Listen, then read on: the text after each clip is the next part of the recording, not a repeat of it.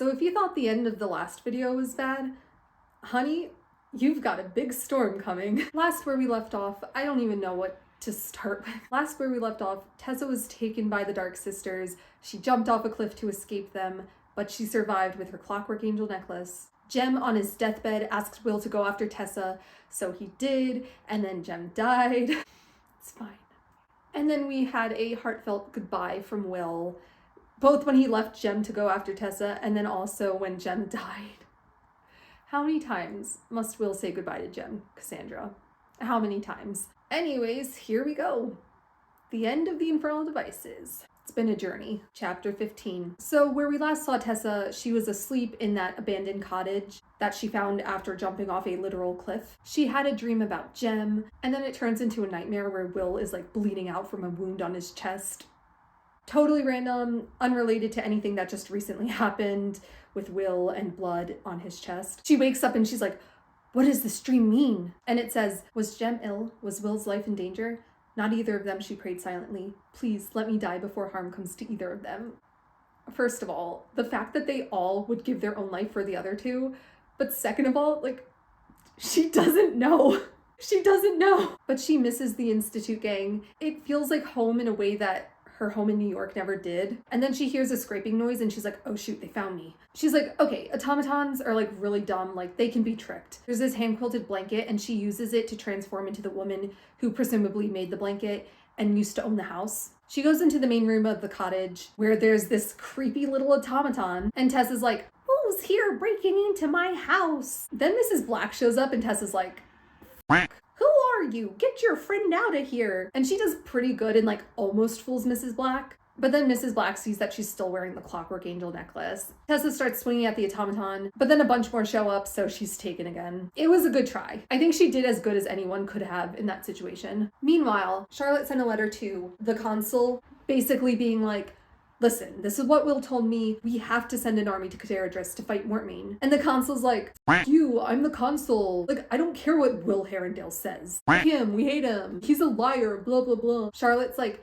I am going to murder that motherfucking son of a Mickey Mouse cock-a-doodle-doo. She's like walking down the hall and passes Jem's room. And it's just like stripped of all of its possessions as if no one lived there at all. And it's like, she's just like holding back tears like, Raziel, did I do the right thing? And it's like, it hurts. Jem being gone hurts. But then she gets a visitor and it's Starkweather. Apparently his first name's pronounced Aloysius, which is stupid. I was pronouncing it Aloysius because like that's how it's spelled. Like just look the other way, guys. Just look the other way. So basically Starkweather's like, this is important. It's about Mortmain and Tessa Gray. And he talks about his granddaughter, Adele, and how when she was born, she was a healthy baby and everyone loved her. But then one day his daughter-in-law like freaked out and said her baby was gone and this new sickly baby wasn't hers. And they were like, what are you talking about? This is literally your kid. It looks just like her. And she was like, no, I know my child. This isn't my child. And everyone was like, okay, whatever. And they ignored it until it was time for Adele to get her first marks. And as you remember from the prologue, putting runes on her killed her. And then Starkweather realized that his daughter-in-law was right, and that the kid they raised for all those years wasn't Adele. And then he heard a rumor about some fairies and downworlders boasting about how they had stolen a Starkweather baby and switched it for a sickly, mundane one. Kind of like fairy changelings, where they like steal healthy human babies and raise them as their own and like switch it out with like a sickly fairy baby. Oh, what's this on the board about Tessa not being a changeling?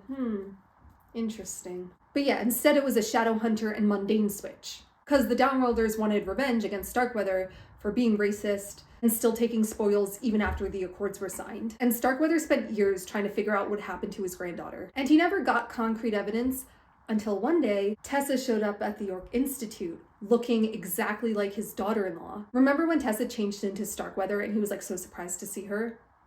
I told you we would address it. So Starkweather interrogated a fairy today. Remember Mr. Salos, the shopkeeper who got thrown in the river?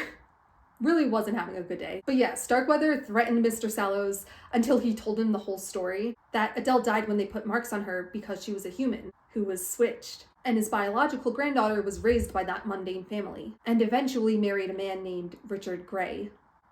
You already know. So yeah, Tessa's mom, Elizabeth, was actually a Starkweather. And Tessa is Starkweather's great-granddaughter. Starkweather also says that Mortmain found out about Elizabeth, this, shadow hunter who was unmarked, and realized that she could be useful for his plans. Because remember, Mortmain said that he made Tessa. So he purposely sought out Elizabeth's husband, Tessa's dad, and hired him. And then had the shapeshifter demon turn into Elizabeth's husband so that he could produce the child of a shadow hunter and demon. And then Charlotte's that's not possible, the baby would be stillborn. And Starkweather's even if the shadow hunter was unmarked? And Charlotte's I don't know, it's never happened before.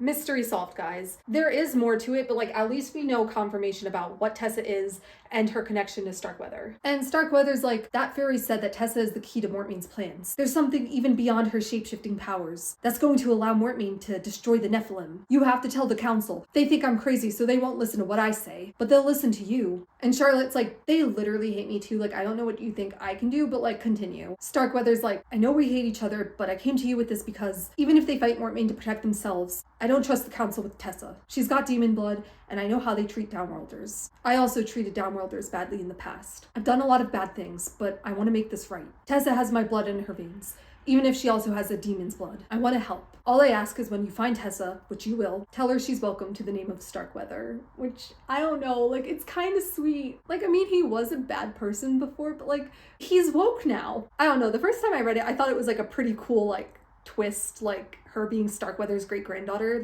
He's enough in the background where you don't really pay attention to him and forget about the weird moments with him. I put him up on the board, so you guys probably kept thinking of him, and I made a point to include him in the video, so you knew he was going to be important. I'm sure plenty of people put 2 and 2 together the first time they read it, but I was 13, didn't figure it out. I was what? I like how it all ended up tying together. I don't know. I do end up kind of feeling bad for Starkweather, even though he's done some bad things in the past. I guess that's pretty privilege for you. It's because he's hot. No, I'm joking. He's a gilf. A double G gilf. Then we get a scene.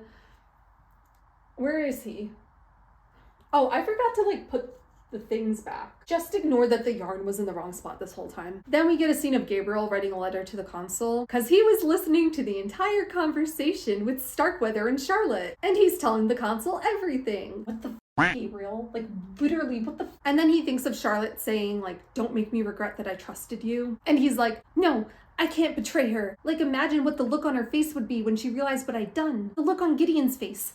Cecily. And then he's no, don't think about Cecily, and finishes writing the letter. Gabriel, how could you? You know what, Gabriel? You're going into timeout this instant. Sit in the corner and think about what you've done. Hopefully you guys can still see him. End of chapter 15. Chapter 16. This chapter is called The Clockwork Princess. Roll credits. Charlotte sends a letter to the consul basically saying, Dear Consul Wayland, Mortmain's planning on using Tessa to destroy the Nephilim. We are at war with Mortmain. You need to get over yourself and send an army to Cassandra before we all die.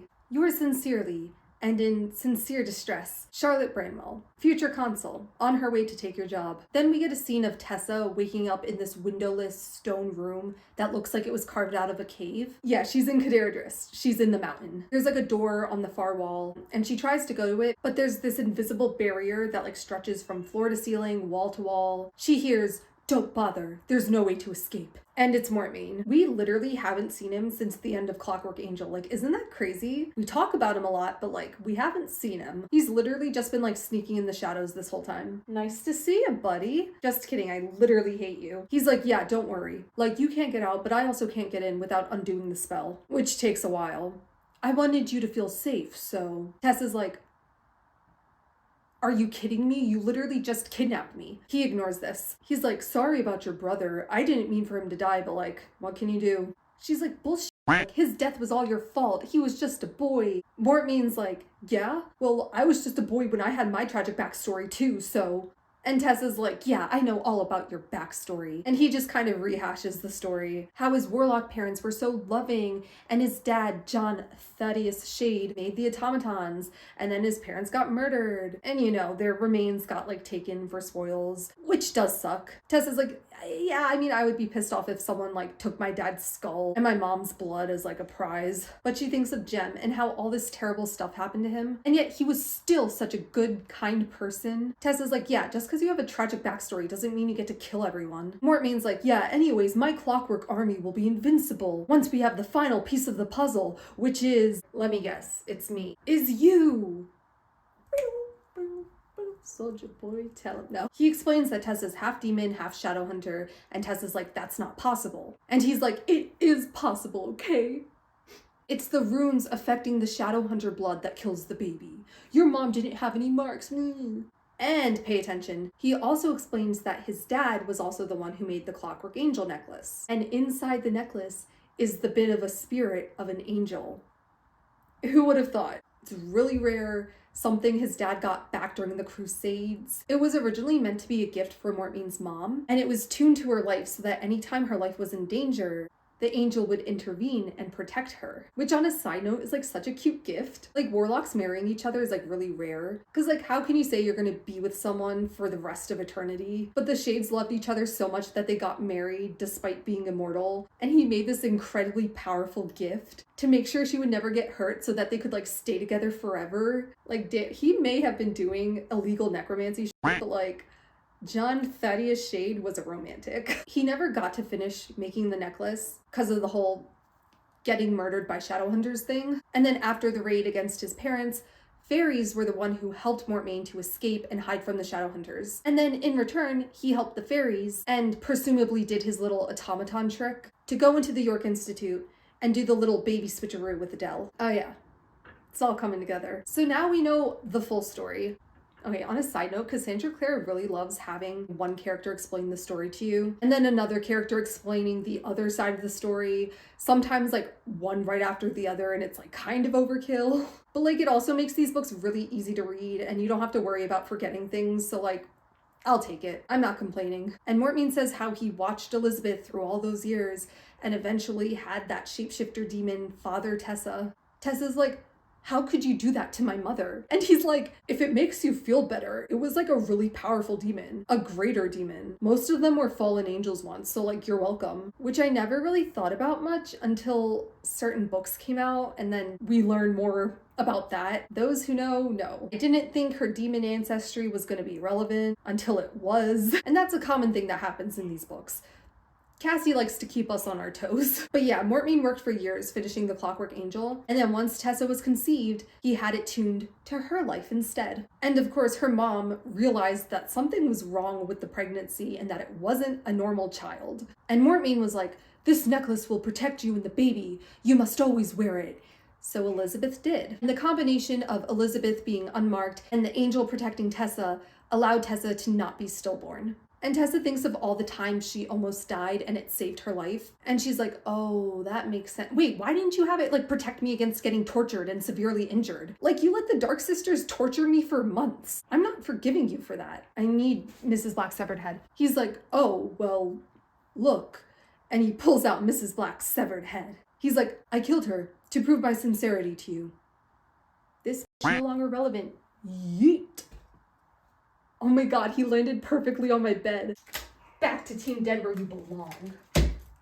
I'm normal. He's like, anyway, normally warlocks can't have kids, but you're this new race, and I studied up, and you should be able to have kids. I made you for 2 reasons. One of those reasons is so we could breed a new race of magical beings, and it's gonna be great, really cool. She's like, you want me to breed your freaking children? The f is wrong with you? And Mortmain's like, don't worry, I'm an honorable man. Like, I won't force you to have my children without marrying you first. Of course, I'd like to have your willing participation, but it's not necessary. Ew, thanks, I hate it. Tessa's all like, honor? Like, you're literally the worst. And it says, I'm reading from the book, she thought of Jem again, the way he never railed against his fate, but faced it down bravely. She thought of Charlotte, who wept over Jessamine's death, though Jessie had betrayed her, and she thought of Will, who had laid down his heart for her and Jem to walk upon, because he loved them more than he loved himself. And she's like, you know, there's human goodness in the world, but like, Mortmain will never see it. She says, you have no feelings, Mr. Mortmain, no empathy for anyone. If I had not known it before, it would have been made abundantly clear when you tried to use James Carstairs' illness to force me to come here. Though he is dying because of you, he wouldn't allow me to come, wouldn't take your yin then. That's how good people behave. Okay. Call him out, Tessa. He's like, oh, so I didn't misjudge you. Like, you were willing to give yourself up out of love for that shadow hunter. And he says that the second reason he made Tessa was for her powers. Because unlike other shapeshifters, she can, like, become that person. And he wants her to use his dad's pocket watch and turn into his dad so that he can speak with him one last time. Totally not for any other reason that has anything to do with his plans. And Mortmain says if she does do it, he'll send all of the yin-fen he has to Jem to save him. Tessa's like, there's no point, he won't take it. And Mortmain's like, but you're no longer a condition of the drug. You're here already, why wouldn't he take it? So, what do you say? Tessa, babe, don't do it. You know better than this. She doesn't know. She doesn't know. Cut to Will. He finally made it to Wales. He's been barely taking any breaks, and him and Balius, how do you pronounce it? And him and Balius are f***ing exhausted. And they just kind of collapse out of exhaustion. Balius is like, nay, I'm tired of this, Grandpa. And Will's like, that's too damn bad. Just kidding. He's like, I'm sorry, Balius. Like, oh. And the farmland of Wales is like really pretty and reminds Will of his childhood. And Will's feeling it now, Mr. Krabs. And he thinks about how when he first found out the curse was fake, before he had learned about Tessa and Jem's engagement, he like thought about how he wanted to bring Tessa to Wales to like show her all the places he loved growing up. And like, it's so cute. But that feels like a dumb little fantasy now, because Tessa's in Wales and all that's gonna happen is more people are gonna die. And Will's like, I'm probably gonna be one of them. Hey. They're like on this hill and like Will limps to the top and sees there's a tiny little village in the valley beneath the hill. So he's like, cool, we'll stop there. Cut back to Tessa. She finally agrees to change into Mortmain's dad because like it could save Jem. She doesn't know. And even though Mortmain is the literal worst, Tessa understands the way he thinks well enough to know that Mortmain doesn't have a reason not to send the yin-fen, so she believes he'll actually do it. So she takes the watch, changes into John Thaddeus Shade, and it's so powerful that she doesn't even have control over herself or the change. And she's like, wait a minute, like this isn't right, like something's not right. Mortmain's like, my father, no. Mortmain's like, father, I have the Pixis box. Remember the Pixis box he stole from the Institute in book 1? I know how to open it now, but I still need the binding spell. Write it down for me. And Tessa's like, fucked up shit, and tries to stop the change. She's struggling to take control of her body, but John Thaddeus Shade won't let her. But despite her best efforts to stop, she writes down the binding spell, and Mortmain can finally do it. She's like, oh God, what have I done? I do agree that that's like one dumb thing that Tessa did, but like she did it to save Jem. She doesn't know. But also I'm sure Mortmain would have like tortured her until she did it anyways. So like at least she won't be injured during the inevitable final battle. I'm just trying to justify Tessa's actions because like I like her. End of chapter 16. Chapter 17. This is a long chapter. This scene, peak Gabriel angst. So Charlotte calls Gabriel to the drawing room and she's like stressed out because the consul's not listening to her about Mortmain. But Charlotte's like, oh, enough about my problems. That's not why I called you here. I wanted to talk to you because I didn't want you to think I forgot about you and your situation. Gabriel's like, my situation? She's like, I'm sure you're still grieving your father. You've had to deal with a lot these past few weeks, and I want to make sure you're okay. He's like, after everything, like Tessa and Will and Jem and Jessamine, after your household's been cut nearly in half, you want me to know that you haven't forgotten about me? Listen, Charlotte's like so kind, like how could you not love her? And Gabriel was spying on her. He's like, no, you can't be worried about me. This is you trying to check my loyalties, seeing if I'm loyal to my father still. Well, my mother died and Gideon left and Tatiana's a fool, and all I had was my dad. It was just the two of us. And I know you expect me to hate him, but and his like voice cracks. Charlotte's like, loved him? That's okay. I remember your family when you were young. And you know, if it makes you feel better, I think your father loved you too. And Gabriel's like, it doesn't matter, because I killed him. Charlotte's like, no you didn't. That wasn't your father. He's like, if that wasn't my father, then where is he? Where's my dad? And like, 1 second. Where's my father? No. And he felt Charlotte reach up to draw him down, to embrace him as a mother would, holding him as he choked dryly against her shoulder, tasting tears in his throat, but unable to shed them. Where's my father? He said again. And when she tightened her hold on him, he felt the iron in her grip, the strength of her holding him up, and wondered how he had ever thought this small woman was weak. Word. It's so good. I'm a sucker for the found family trope. And then the fact that the last scene we had of Gabriel was him writing a letter to betray Charlotte makes this hurt so much more. And like Charlotte cares about all these guys and worries about them, but like, she's arguably dealt with the most loss out of everyone in this book. And like, who's worried about her well-being, huh? On this channel, we love and respect Charlotte Fairchild. So, next scene. The remaining members of the Institute gang are at breakfast. Charlotte gets a letter from the consul responding to what she said regarding what Starkweather told her. The consul's basically like, if you tell all the other Nephilim about how we have to march to Cassandra, I will consider it insubordination and remove you as head of the Institute. So like, f you. Henry is like, the consul. How dare he treat you like that, Charlotte? You're so much smarter than him and better than him. Charlotte's like, I don't know, maybe I am stupid and crazy and don't know what I'm talking about. And Cecily's like, no, you're not. He's in Cassandra, I know it. And Gideon's like, I believe you, Cecily. It's just, we can't do anything or get help from the Clave without the consul's approval. On a side note, I love how like none of these guys look down on Cecily for being the youngest or being a girl. I don't know, I love these characters so much. Like, they're a family, okay? Meanwhile, Gabriel's been looking sick this entire morning. Feeling guilty, are we, Lightwood? Henry says that the portal's almost done, and then they can send an army to Cassandra. But Charlotte's like, what army? There's no one else but us. And if we go against the consul and lose the Institute, how will we have any power or resources to protect Will and Tessa? Gabriel's like, no, I won't stay silent anymore. And he like stands up and is like, I have something to say. The day the consul talked to Gideon and I, he threatened us until we agreed to spy on you. Henry, who's normally so kind, so soft-hearted, doesn't get angry, stands up ready to fight Gabriel. And Gabriel's like, wait. And he explains how they only told the consul dumb stuff. And then the consul gave up after 2 letters. Sophie's like, it's true. Sorry for not telling you, Charlotte, but like no harm was done. And Gideon's like, please don't blame Sophie. She just didn't want to hurt you, Charlotte. But like after those 2 letters, the consul gave up, so. And Gabriel's like, actually he didn't. He asked me to spy instead, and I said I'd do it. Gideon is like, Gabriel, you fucking idiot. Poor guy. Let me tell you, this guy, he was in Spain, but now he's in Spain. And Gabriel explains how he wrote the letter about Starkweather, but then he ended up not sending it. So he didn't actually betray her. Gotcha. That's why I put him back. I was like, he didn't do anything wrong. Free my man. I'll put Cecily back, Gabriel. I'll put her back. There you go. You guys can be in love again. He has this cute little speech about how he was wrong about Charlotte, and he put his blood above all else, above Shadowhunter principles. But unlike his dad, Charlotte actually lives by those Shadowhunter principles and is a good person and a good Shadowhunter. And he's like, I can't take back what I've done in the past. I don't know how I can make up to you all of the things I've done, but I can tell you that the consul will never agree to any plan you come up with because he's afraid of your authority. So there's no point in trying to get his approval. And even though he was the one who had appointed you to the Institute, it's only because he thought women were weak and easily manipulated. But then you were actually good at your job, and he wants you gone. To the point he wanted me to come up with a lie just to get rid of you. Feminist icon, Gabriel Lightwood. Also though, the way he's like, you know, I can't take back what I did in the past, but I can make better choices in the future, like, that's what he talked about with Cecily. Like, he listened to her. I love them. I love the ship. I don't know. I love the ship. Cecily's like, I know why the consul hates Charlotte so much. Because she's able to get loyalty from people in the way the consul never could. And Charlotte's like, you know what? F*** Clave.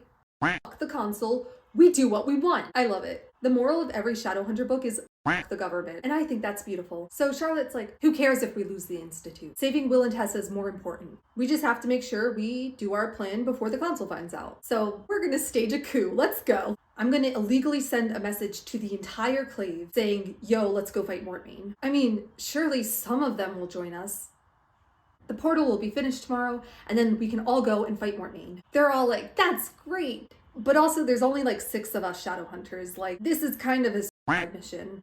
And Sophie's like, but there's 9 fighters. Bridget, Cyril, and I would all be willing to fight too. And Charlotte's like, but it's not safe. You're not a Shadowhunter. I can't ask that of you. And Gideon's like, Sophie has a natural talent. Even if she's not a Shadowhunter, she's good enough to be one. I think she should be able to ascend. Charlotte's like, is that what you want, Sophie? To ascend? Sophie's like, yeah, it is. But you've been so kind to me, Charlotte. I can't just abandon you to ascend. And Charlotte's like, dude, I can find another maid. I can't find another Sophie. If that's what you want, I'll make sure you're able to do it. When we return, and everyone's like, oh, if we return. She's like, no, when we return, I'll put you forward for ascension. Although the Clave will probably like get rid of me, so. Gideon's like, it's okay, I'll also put in my good word for you. After all, I have my father's friends on the council. They're loyal to my family, so they'll listen to me. And besides, how else will we get married? I love this book. Gabriel's like, what? Everyone's like, Henry's like, married? You're marrying your father's friends on the council? Which one? I love these books. Poor Gideon is like, wait, I didn't mean like, Sophie, wait, I didn't mean it like, guys, wait, I was in Spain. Sophie's like, the fuck? Cecily's like, okay, everybody get out of the room. Come on, let's go. Gideon like turns to leave with everyone and she's like, not you. She's like, but yes, you, Gabriel, come on. And like pulls him out of the room by the collar of his jacket. I really needed that funny scene. Like this book is so sad. So the sweet funny moments like really help make up for it. So Charlotte and Henry go to write the letter to every member of the Clave. And Cecily's like, I'm not leaving. Like, this is gonna be so good. So she like puts her ear to the door to try to listen in on the conversation. Gabriel's just like leaning against the wall, stressed. He's like, you really shouldn't be eavesdropping. Which like, coming from you, Gabriel? For real? She's like, it's your brother, don't you want to know? He's like, fine, I do. And he like draws this rune on his hand and like puts his hand against the door. She's like, wait, you can hear them? That's not fair. He's listening like, it's all very romantic. Or it would be if my brother could get a word in without sounding like a choking frog. He's not very good at wooing women. Neither are you, Gabriel. I love that the Lightwoods have this like reputation of being this like powerful snobby family, but Gideon and Gabriel are just like these like really shy, nervous dudes. I don't know. Cecily's like, why are you being so difficult about this? Is it because Sophie's a servant? He's like, no, Sophie's pretty amazing. She'll be a good shadow hunter when she ascends and help bring our family honor. Angel knows we need it. Cecily's like, you'll bring your family honor too. What you just did, confessing to Charlotte, that took courage. He just like looks at her a moment and then like holds out his hand and he's like, take my hand. You'll be able to hear what's going on in the dining room. So she does, and it's like really cute. I don't know, like I love this ship so much. I don't know. Meanwhile, in the dining room, my boy Gideon is struggling. He's like, my dear Miss Collins. Sophie's like, this is quite unexpected. He's like, is it? Surely you must have been able to see the respect and esteem I had for you. The admiration. She's like, admiration? He's like, wait, let me try again. My dear Miss Collins, it is true that my feelings for you, I'm reading from the book. It is true that my feelings for you go far beyond admiration. I would describe them as the most ardent affection. Your kindness, your beauty, your generous heart, they have quite overset me, and it is to that alone that I can ascribe my behavior of this morning. I do not know what came over me to speak the dearest wishes of my heart aloud. Please do not feel obligated to accept my proposal simply because it was public. Any embarrassment over the matter would and should be mine. She's like, what proposal? Like, you haven't proposed. He's like, what? She's like, you announced your intention to marry me, but you didn't propose. A proposal is when you ask me. Meanwhile, Gabriel's having the time of his life. He's like, ha, that's putting my brother in his place. Gideon is like, oh, okay, then I shall propose. And the poor guy looks terrified. His like hands are shaking as he takes hers. Sophie's just like, wow, I love this idiot. Like, he's like, 1 second, let's read the sappy proposal. It's cute. He's like, again, he's like, my dear Miss Collins, he's so funny. Please forgive me for my untoward outburst. It is simply that I have such strong esteem. No, not esteem. Adoration for you that I feel as if it must blaze for me every moment of the day. Stop. It's so sappy, but I love it. Ever since I came to this house, I have been struck more forcibly each day by your beauty, your courage, and your nobility.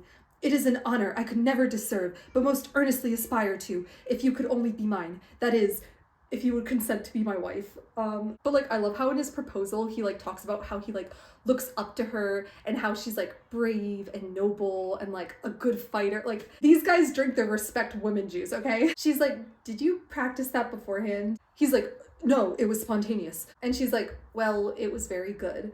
And she says she loves him and that she'll marry him, and it's like really cute. And then Bridget sings a song with the line like, Tuesday they were wed, by Friday they were dead. And Sophie's like, excuse me, I have to go murder the cook. Leave Bridget alone, she's my queen. Cecily's like, oh, that was so romantic. And like Gabriel like looks down at her and smiles. And normally he looks like super serious, but when he smiles, it like softens his whole face. And she's like, wow, he looks really cute. And it's like so cute. He's like, are you crying? She's like, what? No. I love that Cecily is like this cool, badass character who eats danger for breakfast. But like, she also has a soft side. Like, she wants someone to look at her the way Henry looks at Charlotte. And she likes romance. And I just think that's cute. I love serious, badass characters who have like soft sides. Like, that's peak character in my opinion. They're still holding hands, by the way. And like, Gabriel kind of leans forward a little bit. And then she's like, thanks for letting me listen. I have something I have to do. And she like leaves. And then she goes to write a letter to her parents that kind of is like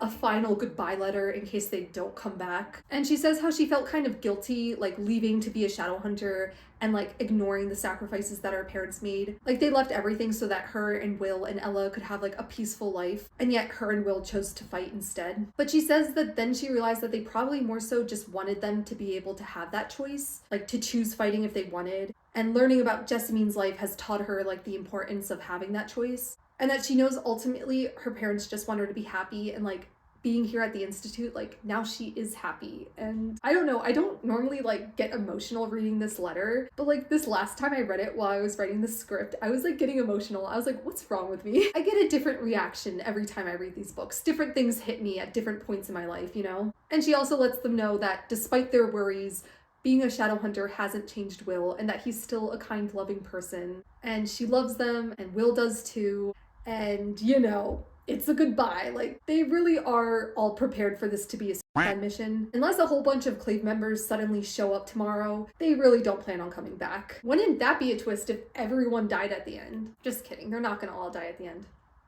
Speaking of Clave members showing up, then we get to see Charlotte's letter to the entire Clave, telling everyone that Consul Wayland ignored her evidence that Mortmain's in Kadera Driss, and how they should all meet up tomorrow to fight him. So, we'll see how that turns out. End of chapter 17. So, chapter 18. Alright, so Tessa is awoken in her prison cave room by Mortmain and this like creepy little automaton. He has like a little military uniform on. Mortmain's like, look at this. And Tessa's like, wow, another automaton. Shocker. But actually, the binding spell worked. The automaton has the soul of a demon inside of it. And it's like this really powerful demon that was like trapped in the Pixis box for like 1,000 years. So basically, it's like if you put the sadistic tendencies and the brain of a demon and stuck it inside this robot body that's very hard to destroy, even with Shadowhunter weapons. Like, demons are weak to weapons that have angelic runes on them, but Mortmain stabs this automaton with a runed weapon, and it's fine. And it can move way more smoothly. It's not like spraying oil like the other automatons do when you stab them. So they're like low-key indestructible. Like, unless you physically destroy the metal body, which Shadowhunter weapons are not designed to do, it's gonna be almost impossible to kill. And the demonic energy inside of the automaton destroyed the runed blade that Mortmain used to stab it. So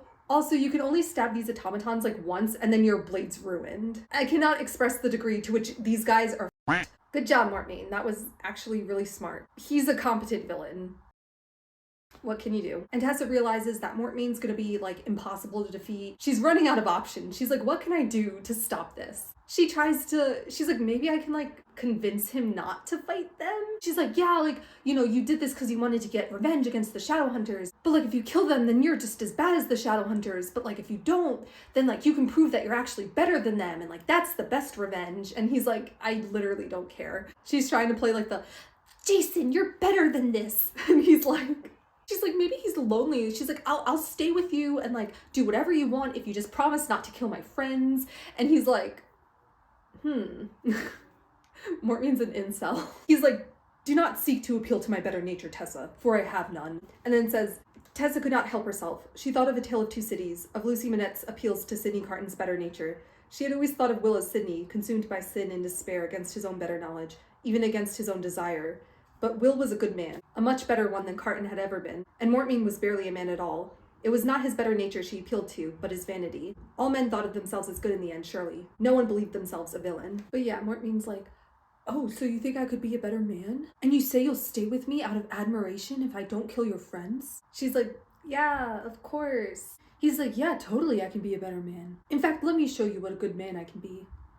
Totally not sus. Cut to Will waking up in that tiny little village, and it's like on fire and everyone's like screaming and dying. There's automatons running rampant in the streets, killing entire families and laughing about it. Will tries to get to Ballius, who like runs away. An automaton sees Will and Will's like, oh, now I gotta fight this guy. And he stabs it with his seraph blade, only for the blade to crumble into ash. He's like, oh god, what is this? And the automaton's like, ha, your weapons won't work against us. Like, you've driven us demons away from this world, but now we'll destroy you, blah, blah, blah. It goes to kill Will, but then it's thrown to the ground because Ballius has shown up to save the day and like whack the automaton aside. And then Will gets up on Ballius's back and they ride away as fast as possible. I should have put Ballius up on the board. Like, he's iconic. Like, Jem has Church, Will has Ballius. Well, Jem had church. Jem had church. Jem's dead. God, I hate this book. Meanwhile, Tessa was watching the whole destruction of the town because Mortmain tied her up and forced her to watch from a distance. They're really close to Caderadris. She begs him to spare the town, and he's like, mercy, you try to appeal to my better self, but there is no better self. And Tessa thinks she sees out of the corner of her eye someone riding away on a black horse, and she's like, well, at least someone escaped. They were so close.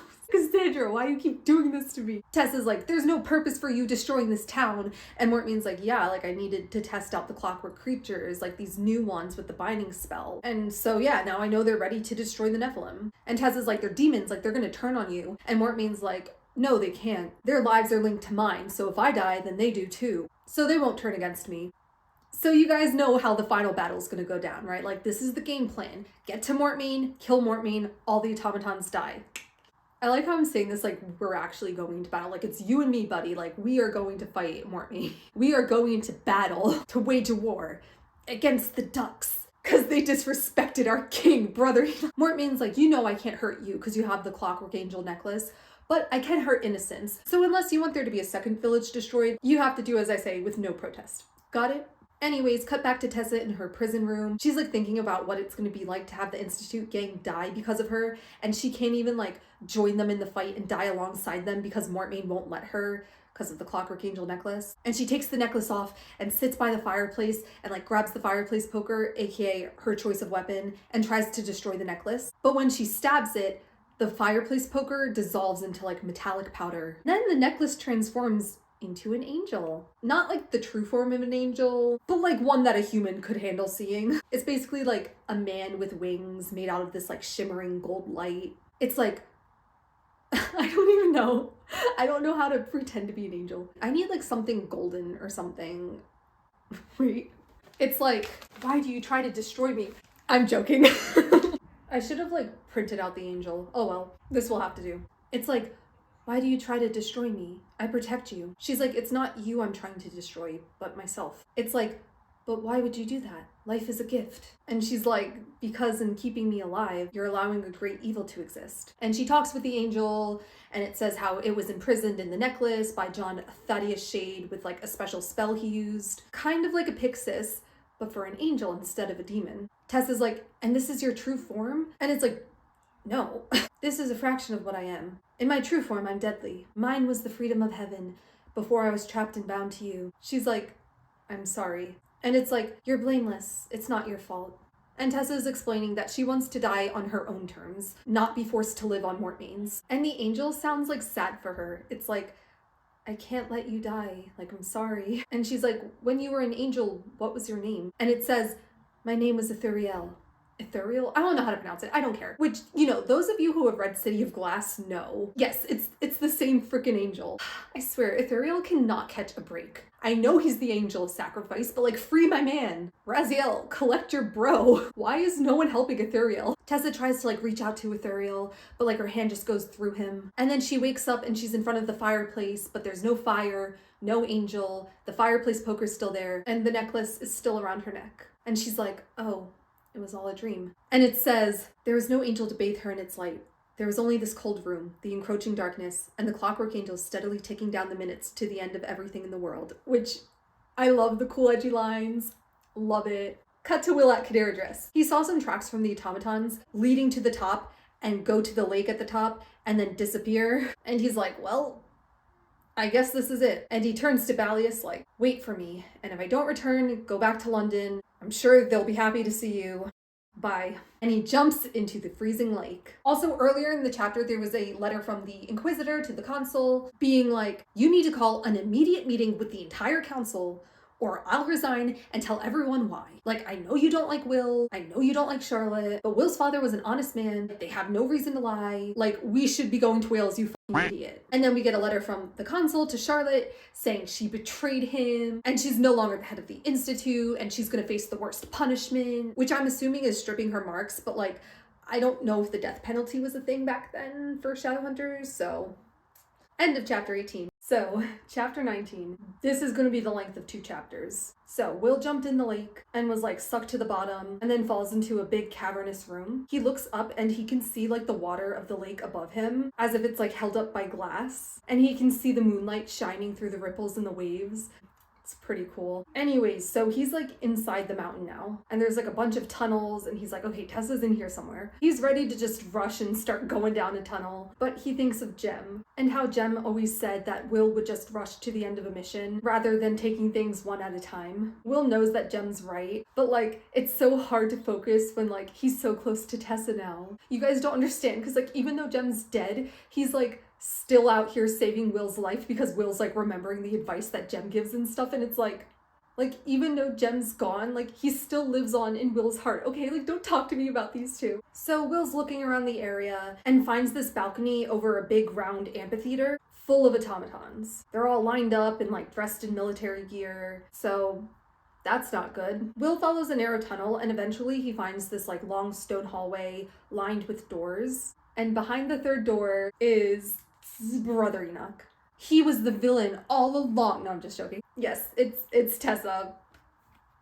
The way when I read this book, I always like, after Jem dies, I always speed through the chapters until we can get to Will and Tessa reuniting, because like, I need something good to happen, you know? Like, I just need Will and Tessa to be reunited because I'm just sad. Will like doesn't realize it's her at first, but then she turns around and like is like, Will, and starts saying something, and he's not even focusing right now because the distance between London and Caderdris is nothing to the distance between the two of them in this room right now, okay? That's literally what it says.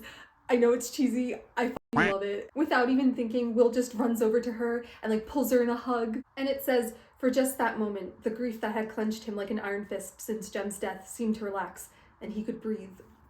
God, don't talk to me about these two. Like, it's cute, okay? She's like, Will. He's like, oh my God, she looks injured. Will. Did Mortmain hurt her? Will. I'm gonna kill Mortmain. Will. Yes, Tessa? Will, you f***ing idiot. And he's like, what? She's like, remember when you told me that the handsome gentleman saving you is never wrong, even if he says the sky's purple and made of hedgehogs? Will's like, yeah, the first time we met. She's like, Will, I can't imagine how incredibly hard the journey was for you to find me. But did you not stop to think for 2 seconds why Mortmain would just leave me in a room unguarded with no lock on the door? You think I wouldn't have tried to escape if it was possible? Will's like, huh? Poor guy. Like, I legit feel bad for him. She shows him the invisible wall and she's like, this is a prison and now we're both trapped here. And Will had felt a bit of resistance when he had crossed the room, which he now realizes was him crossing the invisible barrier. Will's like, all the bloody way across the country to come get you and I can't even do this right? He's like, I'm sorry. Like, when I saw you, all I could think about was just getting to you. She's like, don't apologize, okay? You being here is a miracle. Like, I wanted to see the faces of the people I loved one last time before I died, and now you're here. Tessa confirming she loves Will? What? When I was in the dark house, there was no one who cared enough to come find me. Like, you finding me was an accident. But now, which like, the parallel. Tessa went from having no family at the beginning of the series, except for Nate, but Nate, to now having this like big family and like Will and Jem, and oh my God, she doesn't know about Jem. It's fine. But yeah, she's like, but now, and Will's like, now I've condemned us to the same fate. Tessa's like, Will, it's okay. We're not condemned. Surely you didn't come here alone. Like, any second, Jem or the others will come find us, and I know how to get us out. We just have to have someone on the other side of the barrier. Like, I've seen Mortmain do it. We're fine. We'll get out. Like, don't worry. We'll be okay. And Will's like, oh God, she doesn't know. Poor guy. He's like, Tessa, I am alone. I mean, alone in more ways than one, because, like, Jem's gone, so Jem and Will, it used to be Jem and Will. They were a pair. They were a pair. And Tessa's like, wait, Jem? Because, like, of course he wouldn't leave across the country without Jem. He doesn't even have to say anything. She just takes one look at him, and she's like, no, like, I would have known. Tessa, babe, this ain't Star Wars. You're not gonna know. She's like, don't say it. Like, if you don't say it, then it's not true. And he's just like, I'm sorry. And she breaks down. Same with me when I first found out Jem died. Poor Tessa, though.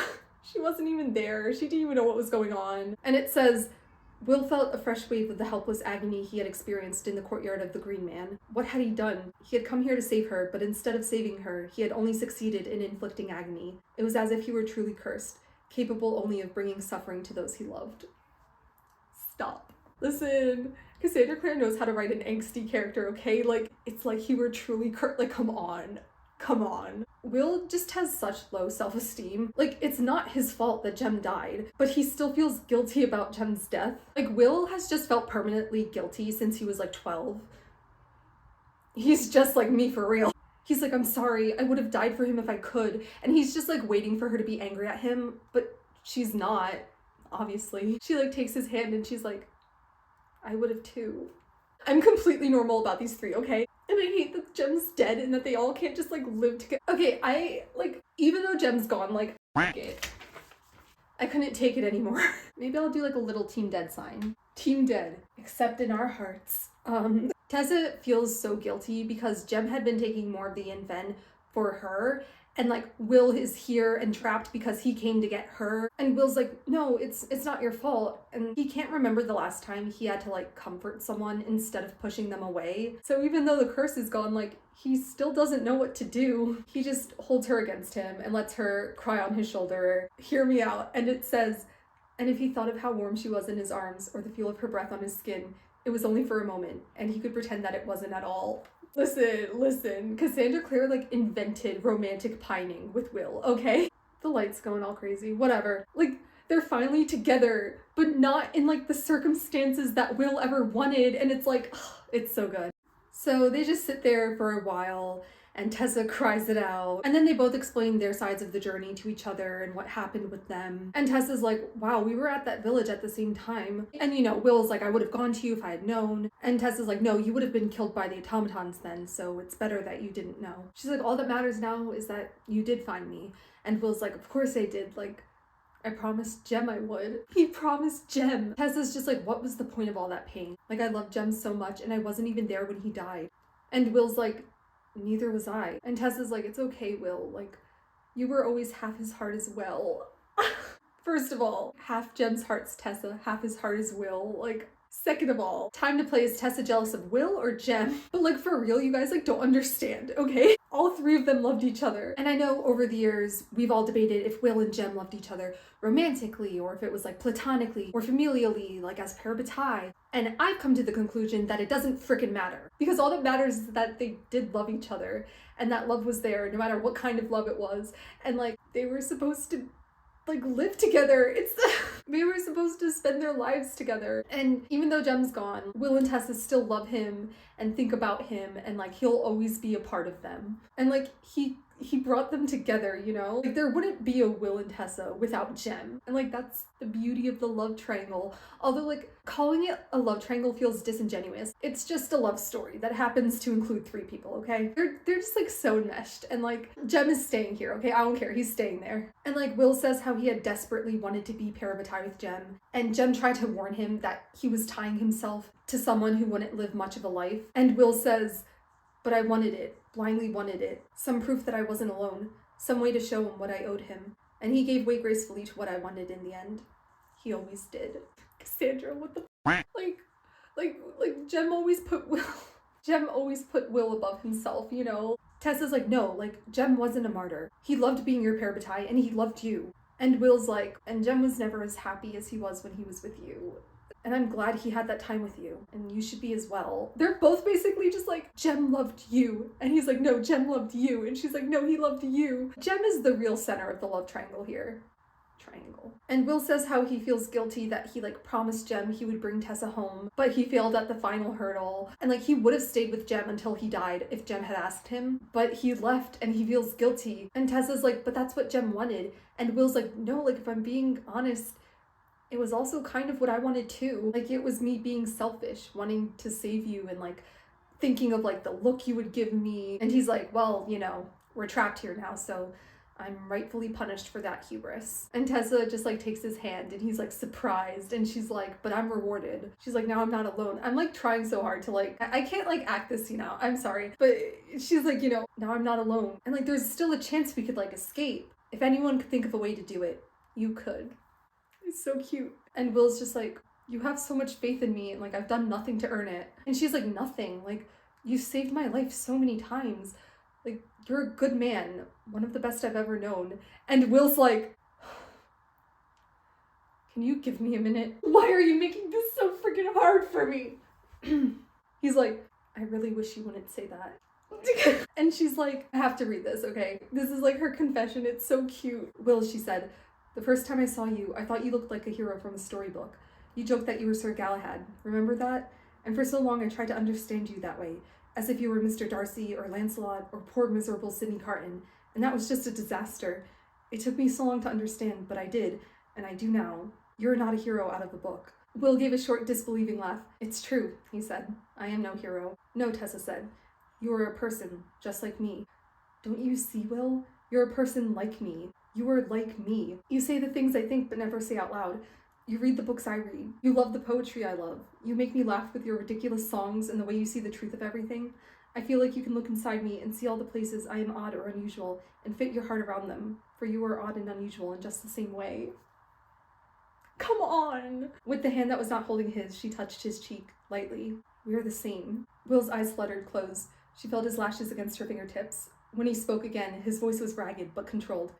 Don't say those things, Tessa. Don't say them. Why not? You said I'm a good man, he said, but I'm not that good a man, and I'm catastrophically in love with you. I'm completely normal. Because you don't, like, understand, like, catastrophically. Because nothing good can come out of it. Because even though the curse is gone, Will never stop believing that his love and his presence is like a poison to others. And he never saw his love for Tessa as like a pure and good one. Because even entertaining the thought of being with her was a betrayal to Jem, like the person he loves most in the world. Like, he was never able to love and be loved in return without it leading to destruction. So he described it as being catastrophically in love. Like, don't talk to me about William Harrydale. I will go on a rant. I will write an essay. I'm very passionate about these characters, in case you couldn't tell. Anyways, Tessa's like, what do you think's gonna happen tomorrow when Morton finds you here? And Will's like, oh, 100% he's gonna have those automatons kill me. Like, I'm an okay shadow hunter, but those things can't even be defeated with ruined weapons. But he's not afraid, because as he says, there are so many worse things than death.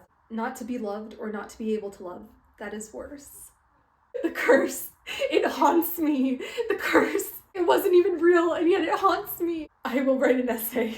I will write an essay. And also, going down fighting would be an honorable Shadowhunter death. So Will's like, if I die with honor. And Tessa's just thinking like, okay, so my two options are either live the rest of eternity shackled to Mortmain and potentially being the cause of like a bunch of war crimes, or dying. So she's like, okay, Will, there's two things I want. If you think Mortmain's gonna kill you tomorrow, then I want a weapon. I'll get rid of my Clockwork Angel, and I'll fight by your side, and if we go down together. For I too wish an honorable death, like Boadicea. The blueprint, if they go down together, like, why did I sound like a chicken? But like also the callback to the first book when Will was like, you could be like Boadicea, like, leave me alone. Will's like, Tess. And she's like, I would rather die than be one of Mortmain's tools. Give me a weapon, Will. Will's like, okay, I can do that for you.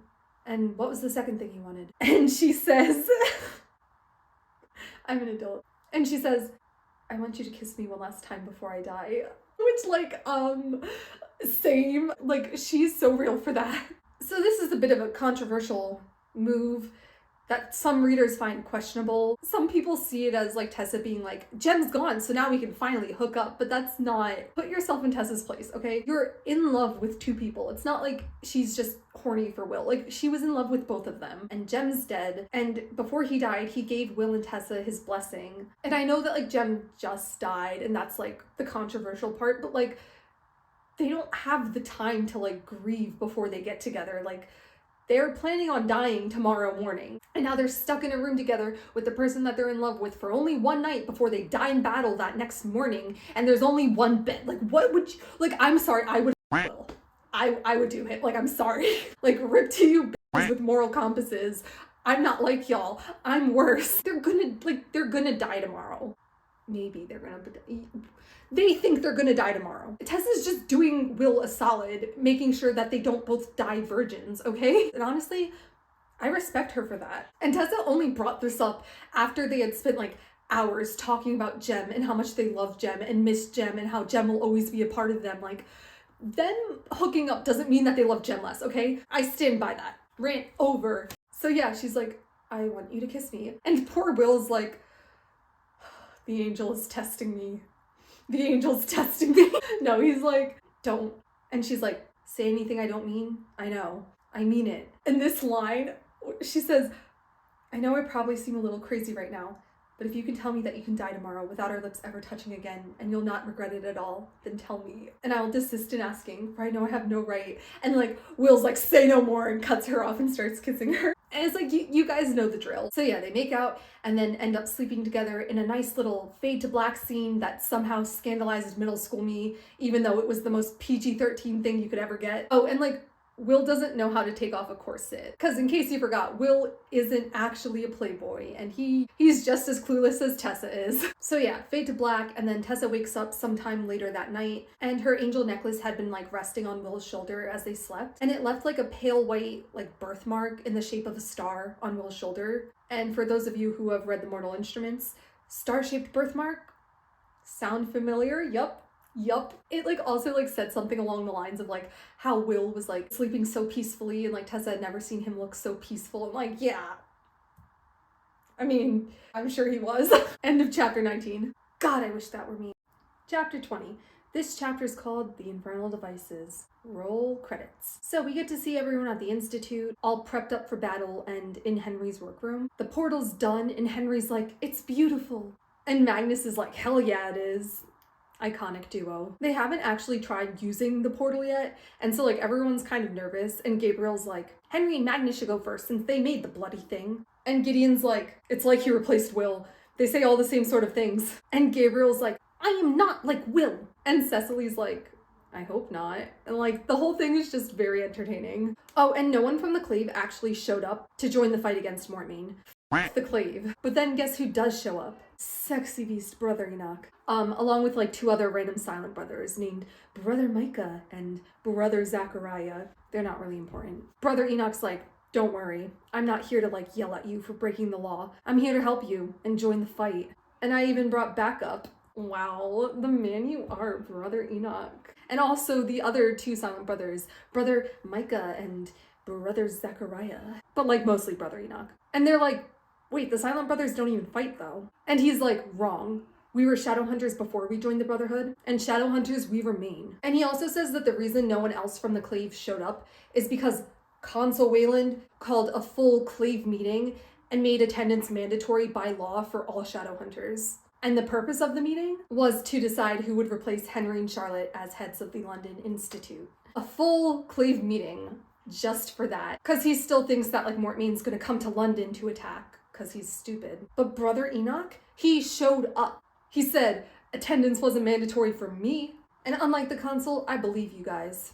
God, he's so reliable. Just give me one chance, Brother Enoch. Just one chance. So anyways, the portal is like this big doorway arch looking thing with like runes carved into the arch.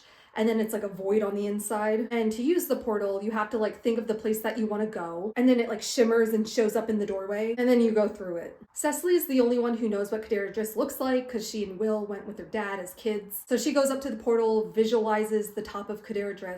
And then the portal ripples and it looks like Cassandra is inside. And then she goes through first and Gabriel is like, I can't let her go in alone. And he like goes in after her. Cut to the council meeting. It's going as well as you could probably expect it to be going. Council members from all over the world are there arguing and yelling, and the Inquisitor is like, enough now, like shut up everyone and listen. Starkweather's like, where's Charlotte? In your letter you said she was going to be here to explain what's going on. And the consul is like, I will explain what's going on. And tries to diss Charlotte and implies that she's being hysterical because she has crazy pregnancy hormones. At a certain point, I was like, okay, characters like the consul are just like so over the top where it's like unrealistic. But then like I look at American politics and I'm like, actually no, it's very realistic. And surprisingly, like the other Shadowhunters who know Charlotte personally are defending her, even including the Inquisitor, and saying like, hey, like why would she lie? Like shouldn't we send reinforcements after her? And the consul is like, what do you mean after her? And the Inquisitor is like, yeah, clearly she isn't here. Where do you think the members of the London Institute are right now? And the consul is like, there will be no aid to those who, and then like literally gets cut off by like a blade that nearly beheads him. And his body falls off the podium, and behind him is an automaton that somehow snuck into the council room. Oh no, rest in peace. I'm like so sad. Rip. I honestly need a bigger team dead sign. Like a way bigger team. Don't worry about it. Don't worry about it. And then the room is dead silent, except for Starkweather laughing, saying, she told you what would happen. And then the automaton goes up to him to kill him, and Starkweather dies laughing. And then a bunch of automatons flood the council room. I don't know, I kind of liked that Starkweather was just like, he didn't even care that he was facing his death, because he was just like, I told you Charlotte was right and you didn't want to listen, and now you're all gonna die for it. And so he didn't even care he was gonna die, because he died knowing that he and Charlotte were right and that like everyone else was gonna pay for it, and like y'all. I mean, I respect it. Cut to Will and Tessa sleeping after last night, and they hear well, this is unexpected. And it's Magnus frickin' Bane. Tessa like bolts up and Will's like, what? Magnus is like, you might want to get up. Everyone's gonna be here soon to rescue you, and you may want to have clothes on when they arrive. I would at any rate, but then again, I'm known to be remarkably shy. I love Magnus. Magnus notices the white star mark on Will's shoulder, and he's like, interesting. And Will's like, interesting? By the angel, Magnus. Magnus just kind of gives them like a strange look, and he's like, if I were a different person, I would have a lot to say to you right now. Will's like, I appreciate your restraint. Magnus is like, you won't soon. Don't worry about it. Magnus uses his warlock magic to break the invisible barrier. He like throws some gear at them, like, I thought you might be in need of clothing, but I didn't realize quite how in need. But yeah, he explains about the portal and how everyone is here and they split up to find them. So Magnus gives them a moment to collect themselves. They get dressed, and then Tessa's like, by the angel, that was mortifying. Will's just like, look at you, like saying by the angel like a shadow hunter. I mean, it is cute, but like, Will, now's not the time. They're just like tentatively optimistic right now, because like everyone's here now, and now there's like a chance that they might actually survive. And also Will knows that like Tessa loves him too, and it doesn't make up for Jem being dead, but at least this one good thing happened to him, right? Meanwhile, Tessa's like, I do love Will, but like I slept with him because I thought we were gonna die and like it wasn't gonna matter. We'll worry about that later. Tessa's like, so you don't regret last night? And he's like, are you kidding me? Like, no, I love you. Waited a long time to say that, and I have so much more I want to say to you. But like, let's wait until we're not actively in danger. He's like, for now, I just need to know that you believe me when I say I love you. And she's like, I believe you. And they kissed, and so they're like close together, and she had her like arms around his waist. So she like reaches down and then pulls out a dagger from his weapons belt, and he's like caught off guard. Like that was kind of hot, not gonna lie. And she just smiles like, after all, you weren't lying about that tattoo of the Dragon of Wills, were you? She ate with that line. I don't care. They're that couple. Remember that line from Clockwork Prince when Will made like the joke that he has like the Dragon of Will tattooed on his, and then Jem cuts him off. Cut to the others looking around this big stone room with a high arched ceiling and hundreds of automatons. Like a really good place to like, I don't know, have a final battle or something. There's like a second floor gallery balcony thing where you can look at the automatons from above. It's that same main room that like Will saw in the last chapter. Anyways, Henry's trying to look inside one of the automatons to see what's going on in there, and he sees that it has the double Ouroboros symbol inside, and they piece together that Mortmain probably succeeded in doing the binding spell. And then the automaton suddenly turns on and picks up Henry and, in quotes, cracked his body like a whip. Which incidentally, Brother Enoch did last. So, he's okay, guys. He's just investigating the floor with his spine bent at a weird angle. Walk it off. Oh no, he broke his back. He can't walk it off. He's fine. He's fine. He's fine. He's fine. He's okay, guys. He's all right. It's really okay. He's fine. It's fine. He's fine. He's fine. It's okay. It's all right.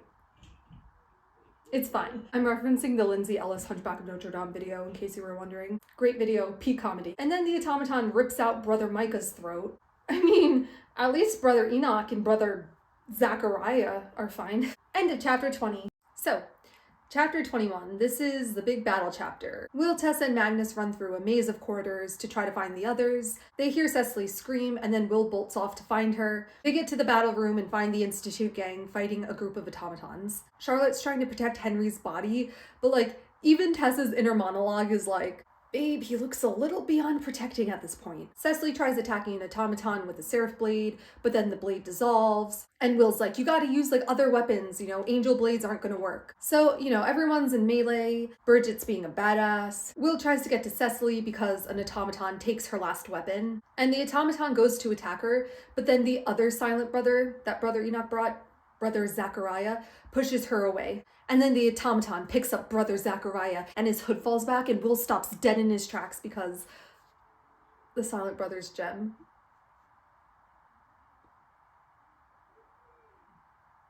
Surprise! Have I been gaslighting you this entire time?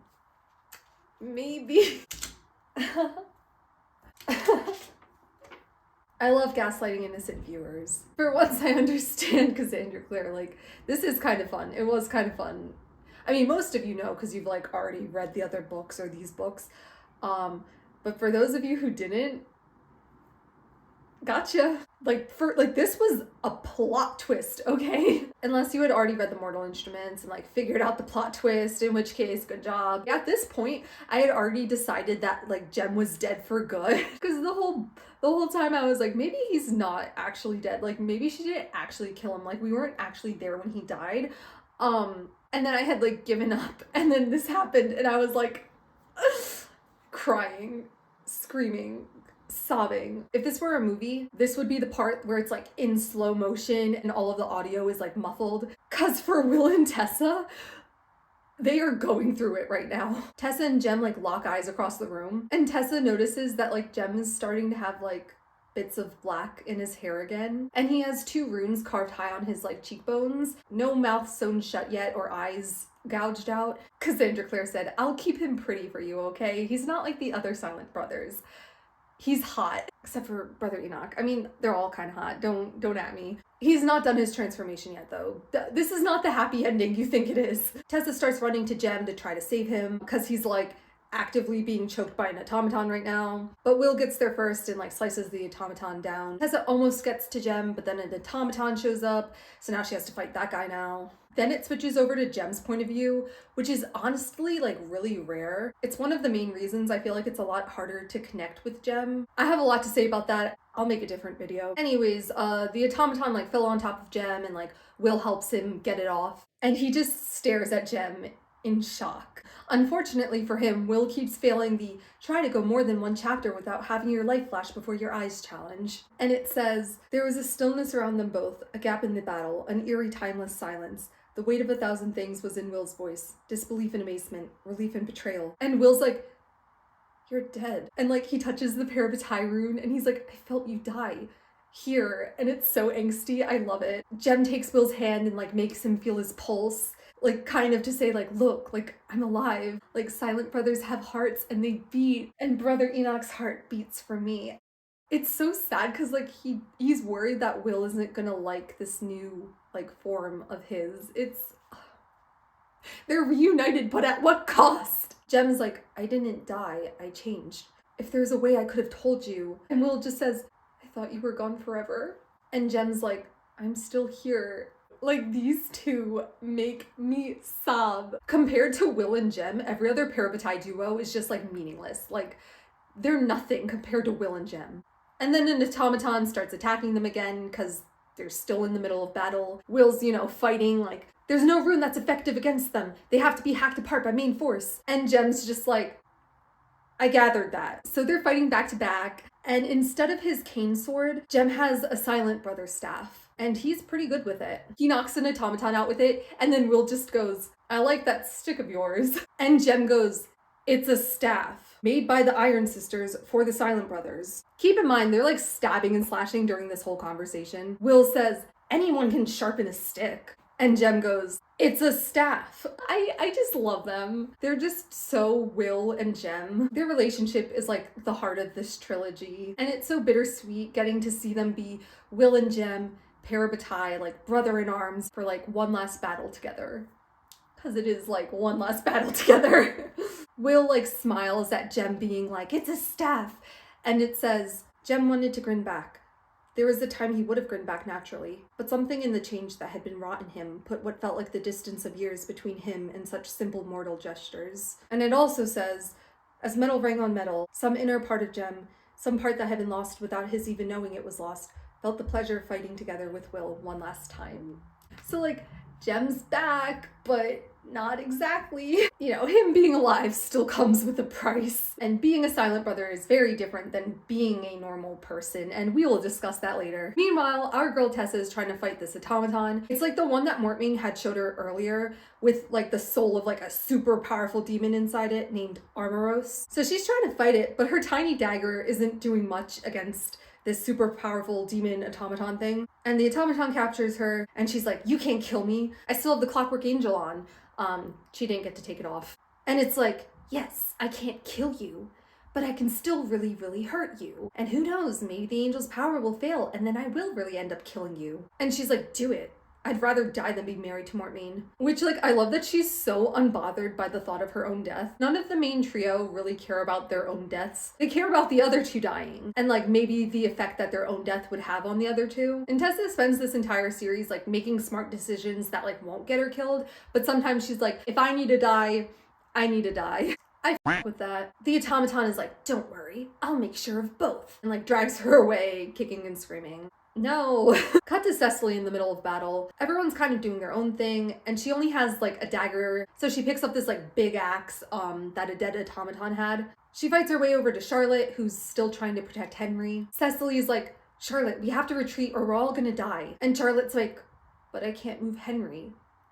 And Cecily's like, Charlotte, he's past our help now. And Charlotte's like, no, he's not. I can still feel his pulse. And Cecily's like, Charlotte, think of the baby. Henry would want you to save yourself. Oh yeah, because like Charlotte has been fighting pregnant this whole time. Charlotte's expression changes and she's like, without Henry, we can't leave. We can't make a portal. We're trapped in this mountain. Which, in case you didn't know, is like really not good. Now you may be wondering why the Team Dead sign is big enough to span the entire conspiracy board. No, I'm joking. I'm just joking. Don't worry about it. I love gaslighting you guys. And now Cecily's panicking. She's like, we're gonna die. Why did I choose this? Why did I decide to stay here? Why, like, we're gonna die. Relatable. Like, that would be me if I was like a character in a fantasy book. I'd be like, yeah, let's go fight this battle. And then like the second I realize that I don't have plot armor because I'm not the main character, I'd be like, no, wait, I take it back. I'm a bit of a coward, and that's why I would not be the main character in a book. Cecily's like, Magnus, we need Magnus. And Magnus just pops up like, I'm here. He's so reliable, like, I love him. And it says, his gaze fell on Henry, and a terrible, fathomless sadness crossed his face. It was the look of a man who had seen hundreds die, who had lost and lost and lost, and was facing loss once more. God, he said, he was a good man. Magnus! And poor Charlotte's like, he's still alive. So Magnus makes a protective bubble around him, Charlotte, Henry, and Cecily, but he can only hold it for so long because like magic takes energy. You don't got unlimited magic. I don't got time to go into it. Then he tries doing some cool warlock magic stuff to heal Henry, and Henry actually wakes up. Oh, and Magnus's magic looks like blue sparks that come out of his fingers, and I think it's like really cool. Like in battle scenes, sometimes like you can't see Magnus, but like you'll see the blue sparks going around and like, you know, Magnus is there fighting. I love it. It's just one of those like Shadowhunter things that just like, it just hits. Henry and Charlotte have like a really cute moment, like they kiss and stuff. And Henry's like, honestly, I'm not even in that much pain. Cause to be honest, I can't feel my legs at all. So Henry is paralyzed from the waist down, but like he's alive and that's all that matters. Really thought that he would die cause Cassandra Clare tends to go for like the low hanging fruit when it comes to character deaths, but like glad he's okay. This book already has enough heartbreak. They tell Henry, we found Will and Tessa, but we're all gonna die if we don't make a portal and leave immediately. Henry's like, gotcha. We gotta make sure no automatons follow us through the portal though. And he asks them to get this small gold box out of his pocket. And he's like, you know what? It's worth a try. You know what? Just throw it. Let's just see what happens. I love him. So Magnus is like, okay, I'm gonna drop the wall now. And then Cecily throws it. And then they all huddle together and there's a loud roaring sound and like crazy winds blowing all around. And all of the automatons just start spasming. Henry's like, It's a sort of pyxis, meant to detach demon souls from their bodies before they die. I hadn't perfected it, but it seemed worth trying. He's just so underrated. Like, his inventions are the MVP of this trilogy, okay? Magnus is like, everyone, come on, we're going! So everyone starts gathering together, but then they realize that in the chaos of the battle, Tessa disappeared, and she's not there. And then they hear a loud stop, and the wind stops, and it's dead silent, and then they look up, and on the second floor balcony is Mortmain. Dun dun dun. Cut back to Tessa. She's been trying to get out of Armoros's grip. He had dragged her to this alcove, and then they heard Mortmain yell stop, and then he's like, bring Tessa out. So Armoros brings her out, and the Institute gang is all huddled together in the center of the room. Will sees her and just looks so dismal, and he like kind of starts toward her, but Jem holds him back. And like Jem's also staring at her in horror. Poor Will and Jem are just like, hey, that's my emotional support girlfriend. Can you please give her back? When the automaton sets her down, Tessa like stands up straight and like stares at Mortmain. She's a lot braver than I am. She's like, the shadow hunters are already in your fortress and more will be arriving soon. And then you'll be killed. So you might as well surrender now while you have the chance. And Mortmain's like, dude, be for real. There you stand, surrounded by defeat, and demand my surrender. Will's like, we're not defeated. And all the automatons like snap their head over to Will at the same time. It's kind of creepy. So much of this book would be genuinely creepy if it was like in real life or like a horror video game. Like if I saw it, I would be like, this is creepy as f. But reading it, I'm just like, ah, funny robots would be good at synchronized dancing. They're gonna start a K-pop group. There's hundreds of them. Like imagine like the formations, like NCT got nothing on them. Mortmain's like, shut up. The next time one of you speaks will be the last time you ever draw a breath. Anger issues much? Tessa's like, let them go. This has nothing to do with them. Let them go and keep me. Mortmain's like, you bargain with nothing in your hands. And no shadow hunters are coming to help you. Right now they're all being killed by my automatons in their council room. So clever of them to assemble themselves all together so I could kill them all in one fell swoop. Tessa's trying to convince him again. She's like, if you kill all the shadow hunters, how will you teach them a lesson? How will they atone and carry on your teachings into the future? So Mortmain's like, okay, you're right. I won't kill your friends. Instead, I'll let them live as my prisoners. Their captivity will keep you pleasant, and it'll keep you obedient. Because you love them, and if you ever try to escape, I'll kill them all. What do you say? I've been generous, and now I'm owed thanks. Wow, what a guy. Isn't he dreamy? When he doesn't kill your friends, so then that way he can use them to manipulate and force you to do things, because otherwise he'll kill them, like... morally gray. And it says, I'm reading from the book, Tessa realized now what Mrs. Black had meant by her words in the carriage. And the more knowledge of them you have, the more your sympathies lie with them, the more effective a weapon you will be to raise them to the ground. Tessa had become one of the shadow hunters, if not entirely like them. She cared for them and loved them. And Mortmain would use that caring and that love to force her hand. In saving the few she loved, she would doom them all. And yet to condemn Will and Jem, Charlotte and Henry, Cecily and the others to death was unthinkable. Thought processes. I love to see it. So Tess is like, yes, I'll take your bargain. She hears Will or Jem make like a muffled sound. I like to imagine everyone making like dramatic faces of anger or defeat while like unbothered King Brother Enoch just stands there emotionlessly because he's the, you know, cool silent type. Armoros starts to try and bring Tessa up to Mortmain. And then she feels her clockwork angel twitch for a second and she's like, wait a minute. And she's like, she's thinking it through. She's like, okay, so the soul of an angel is inside this necklace. I know it's there because it saved me multiple times. And it left that mark on Will. Even if me speaking to Ethereal was only a dream, it might actually work. Yeah, you know what she's about to do, right? She's like, I don't even know if this is possible, but I have to try. And she holds the necklace, which I told you was totally not important, and thinks of the angel she saw in her dream and tries to change.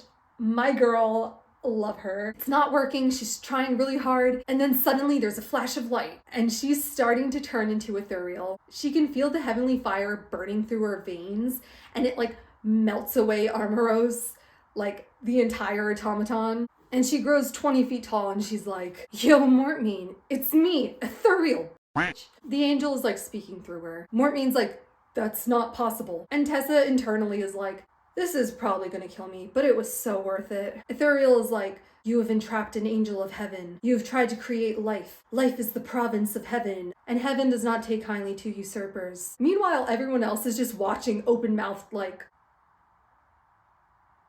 And I love this.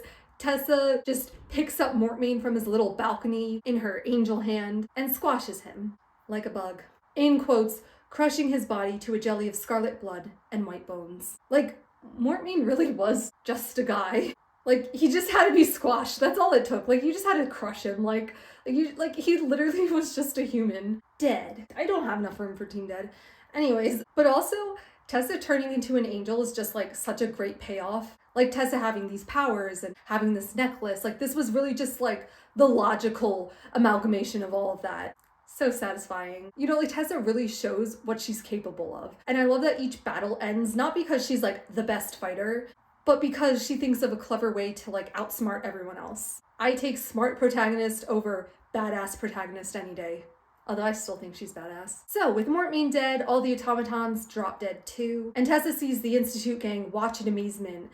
And then she tries to reach toward them, and they shrink back in fear because she's this giant glowing angel that's like trying to come near them. And she tries to like speak and like change back into herself, but she's burning from the inside out at this point. And it says, to end on a dramatic note, an agony of flames exploded through her, and she felt herself begin to fall. The clockwork angel, a red-hot lariat about her throat. Please, she thought, but everything was fire and burning, and she fell senseless into the light. End of chapter 21. So, chapter 22. We're done with the battle, guys. No more physical pain, just emotional. Well, Tessa's feeling both kinds right now, because she's passed out and having remnants of heavenly fire burn through her.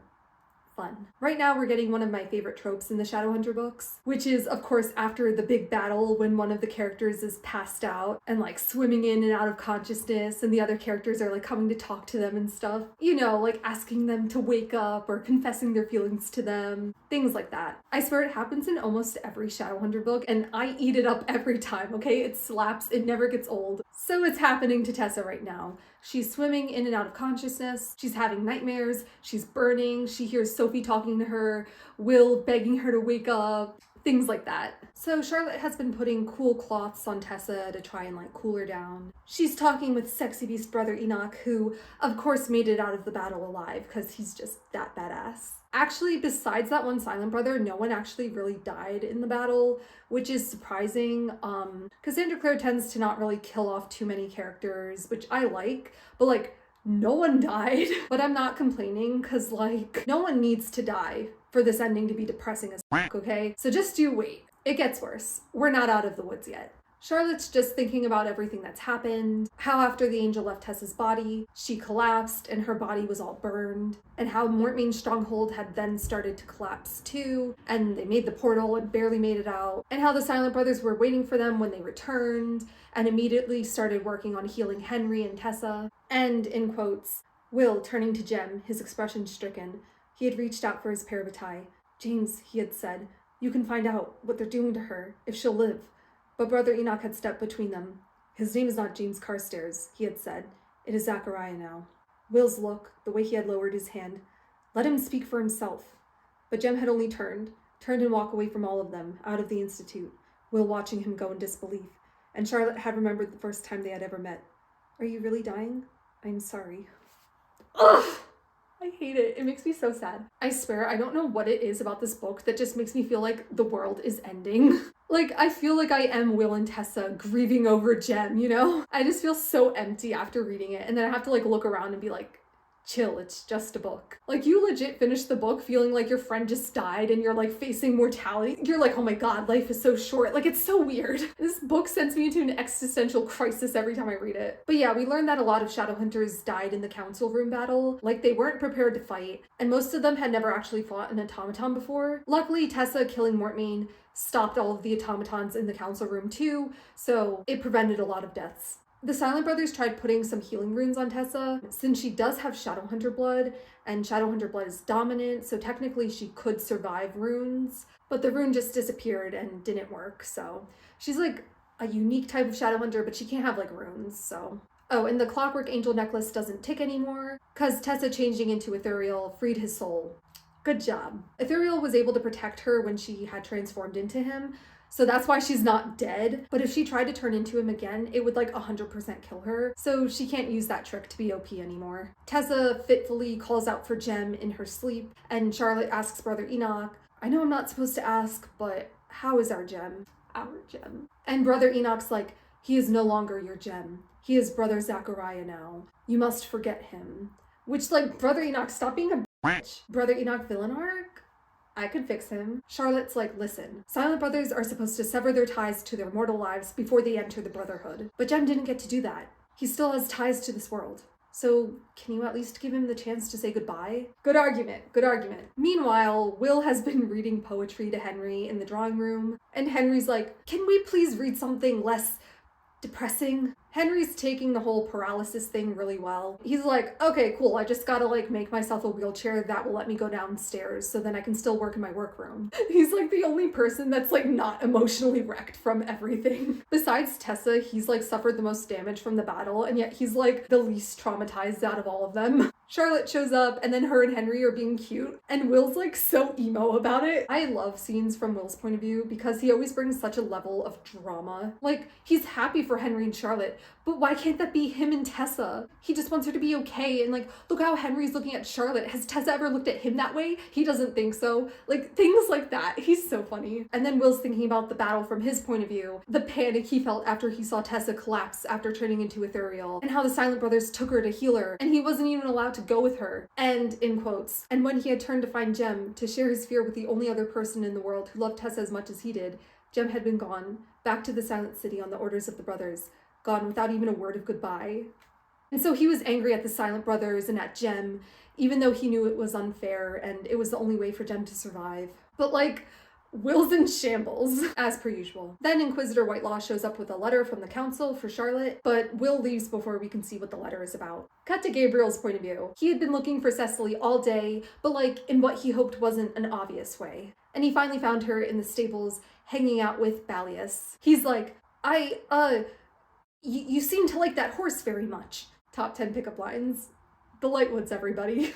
Cecily doesn't seem to mind his lack of game, though. She's like, Ballius saved my brother's life. And Gabriel just blurts out, are you going to leave? She's like, what makes you say that? And Gabriel says how Will's going to obviously stay with the Nephilim because it's the only way he'd be able to see Jem again. And also Tessa will probably be staying here too. And of course Will is in love with her and will go wherever she goes. Cecily's like, yeah, I know. His family's here now. Not at some house in Yorkshire that he's never been to, with parents that he hasn't talked to in years. And Gabriel's like, then if he cannot go home, I thought perhaps you would. She's like, so my parents won't be alone? Yes, I can see why you would think that. But in a couple of years, I would have been expected to get married and leave my parents anyways, so. And he's like, but not to never speak to them again. They're exiled, so if you stay here, you'd be cut off from them. She's like, you say it as if you wish to convince me to return home. And he says, I say it because I'm afraid you will. And immediately he's embarrassed. The romance in this book, I swear to God, like these kinds of lines are like the type of romance I like, okay? I don't need spice. I don't even need the characters to say I love you. But lines like that, just like the simple admission of like, I don't want you to leave because I care about you. Like that is peak romance, okay? Like it says so much with so little and I love it. Cecily's just like, you know, when I came here, I thought shadow hunters were monsters. And once I rescued Will, we would go home to our parents and be a family together. But you helped me realize, and he's like, I helped you? How? And it says, your father did not give you choices, she said. He demanded that you be what he wanted, and that demand broke your family apart. But my father, he chose to leave the Nephilim and marry my mother. That was his choice, just as staying with the Shadowhunters is Will's. Choosing love or war, both are brave choices in their own ways, and I do not think my parents would grudge Will in his choice. After all, what matters to them is that he be happy. But what of you? Gabriel said, and they were very close now, almost touching. It is your choice to make now, to stay or return. I will stay, Cecily said.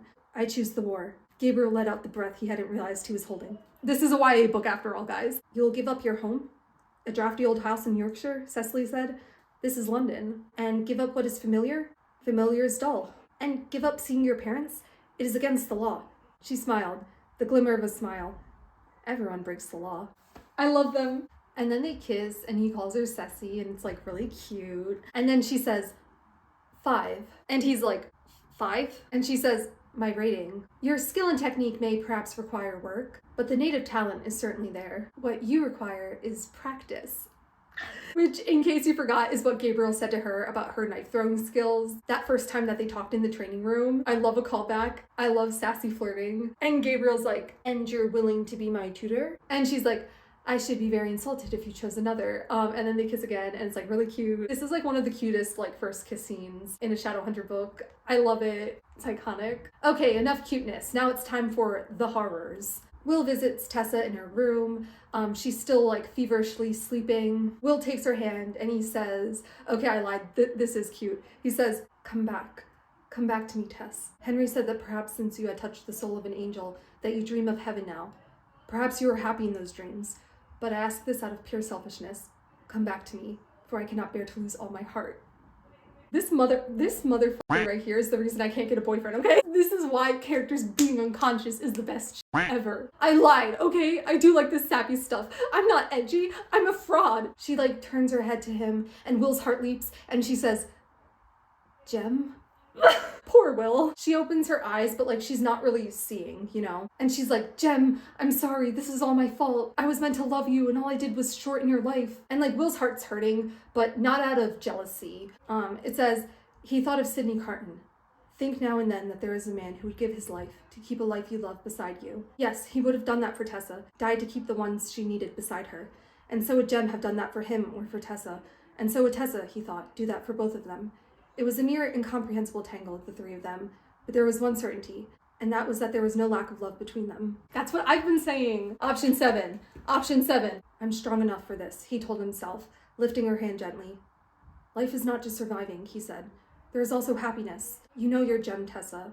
You know he would choose love over the span of his years. But Tessa is just like, where are you, Jem? Like, I look for you in the darkness, but I can't find you. And she like starts yelling like, Jem, I'm sorry. And it's like dramatic. And Will's like freaked out and he doesn't know what to do. So he, in quotes, cried out for Charlotte like a child who had woken from a nightmare, as he had never permitted himself to cry out when he truly was a child, waking in the then unfamiliar institute and longing for comfort, but knowing he must not take it. Will angst, I love it. Charlotte comes running, but Tessa's fine, she's sleeping again. And Will begs her to find a way to get Jem to come see Tessa, because he thinks that's the only way that she'll get better. Which, like, the fact that he's asking for Jem so that he can help Tessa, like, you know that he wants to see Jem so badly, but like, he would rather have Tessa see him because that's what she needs. So good. Now, new Silent Brothers aren't allowed to leave the Silent City for at least a year after they join the Brotherhood. Jem only left to fight the battle because Brother Enoch let him, but Charlotte says she'll see what she can do. Then we get a scene with Sophie and Gideon, and they're both basically just like talking about how they're worried about everyone. They're both gentle souls. They're cute. And Sophie's worried about Charlotte, but she thinks it's like not her place to talk to Charlotte about it. And Gideon's like, you're not just her maid, you're her friend. If she talked to anyone, it would be you. And he like hypes her up to go talk to Charlotte, and I don't know, it's sweet. So Sophie does go to the drawing room to talk to Charlotte, and Charlotte shows her the letter that she had gotten earlier from the Inquisitor, and it's basically the council asking if she would like to be consul. Because right now she's like the council's top choice, because they stopped Mortmain and everyone realized that like if it hadn't been for Charlotte, like things would have been a lot worse. So they realized like, oh, Charlotte's actually a good leader and like knows what she's doing. But Charlotte's been upset because like she was the one who brought them all to Cader Idris, and now she feels like it's her fault that Henry will never walk again. And she's like, how can I be the consul and be responsible for sending Shadowhunters into battle to die? I don't want that responsibility. And Sophie's like, well, being the consul is so much more than that. It's also about saving lives. How many more people would have died at Mortmain's hands if it were just Consul Wayland leading us and not you? Charlotte's like, you're so wise, Sophie. And Sophie's like, that's what they tell me. No, I just want to say I love Sophie and Charlotte's friendship. I think it's so cute. I love Sophie and Tessa's friendship too. But I will say, I feel like female friendships is like Cassandra Clare's weak point. Like she has so many cute like male-male friendships or male-female friendships, but like not enough female friendships. I liked Emma and Christina in The Dark Artifices, but like that's like the only example I can think of. Anyways, Charlotte says that she's already hired another maid so that Sophie can focus on training to ascend. And she says that she will accept the consul position under 3 conditions. First is that she will still get to live in the London Institute, at least for the first few years, instead of living in Idris, so that she can still be with everyone, and also so that she can train Will to be the next head of the London Institute. Because that's her second condition, that she wants Will to be the next head of the London Institute. And the third condition, she doesn't say, but you can probably guess it has something to do with what Will just asked her earlier. End of chapter 22. Chapter 23, Break out the tissues, guys. I cry during this entire chapter. If you see me sobbing, look the other way. So Tessa wakes up from her fever and Jem's there. He gave her a potion thing to like wake her up. And he says that the council called him there because of Charlotte's influence, and he's only allowed an hour with her. And he of course looks different than before. He has runes carved on his cheeks and his palms. His hair has bits of black in it. His eyes are starting to go back to their original dark color, and he looks less pale now. Tessa's just like, I thought you were dead. And Jem's like, I wish there was a way I could have told you. And there's like a sort of remoteness about him. He feels distant from like the rest of the mortal world, you know? Tessa's like, you said you couldn't be a Silent Brother. And he explains that yes, the Yin Fen should have prevented any of the Silent Brother runes from being applied, but he had almost all of the Yin Fen out of his body when he was dying, and he figured he had nothing left to lose by trying. So he asked Charlotte to have the Silent Brothers come, and they put the runes on him right as the life was like leaving his body. And Tessa's like, but you said you didn't even want to be a Silent Brother, that you didn't want to live forever. He just ignores this and says that he actually didn't want to come see her, but that the council made him. She's like, you didn't want to see me? And he says, no, I didn't want you to look at me the way you're looking at me right now. Which, the angst, so good. She's like, Jem, when I thought you were dead, it was the darkest moment of my life. Believe me when I say I'm happy to see you again when I thought I never would. It's just that, and he says, I'm strange to you, not human. And she says, you'll always be human to me, but I cannot quite see my Jem in you now. Stop. And now he starts to sound a little bit more human. He's like, I had no choice. You and Will were both gone. I did not fear death, but I feared deserting you both. Which, like, he didn't even want to be a Silent Brother. Like, he didn't want this. He just didn't want to leave Will and Tessa alone. Like, he didn't want them to think that he abandoned him. Like, what the f***, Cassandra? Which, like, keep in mind, like, his whole thing was, like, that he didn't want to live half a life. Like, that's the whole reason he even started taking more of the Yin Fen in the first place. But, like, when it came down to it, like, he just couldn't leave them. Like, he loved them so much that he chose this like miserable half-life as a Silent Brother when it's literally the opposite of what he wanted. Like, what the f***, Cassandra? Cassandra, when I catch you, when I catch you, Cassandra, Cassandra, when I catch you, when I catch you, Cassandra, Cassandra, when I catch you, when I... And he says, this then was my only recourse. To live, to stand and fight. But I knew what I would lose. Once you understood my music. Now you look at me as though you do not know me at all. As though you never loved me. Stop. Tessa tries to get up to him, but like she's been passed out for days, so she like almost falls, but he catches her. And he knows he's not supposed to, but like he can't take it anymore, and he just like holds her tightly. And then he like gets her on the bed and like scooches away. And you just know it's like taking everything in him not to hug her or touch her again, because he's not allowed to. He's not supposed to. God, I love the like hopeless pining over a love that was never meant to be. Like, this is my shit. And then Tessa asks about why Jem looks different from the other Silent Brothers.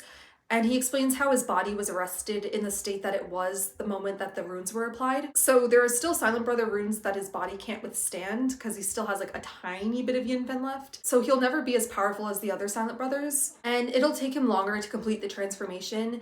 And he's not even sure if they're gonna like end up taking his eyes or sewing his mouth shut, but he will have to be silent. So whatever you do, don't think about how this is the last time that Tessa will ever hear his voice or ever look into his eyes, because then you might start to cry.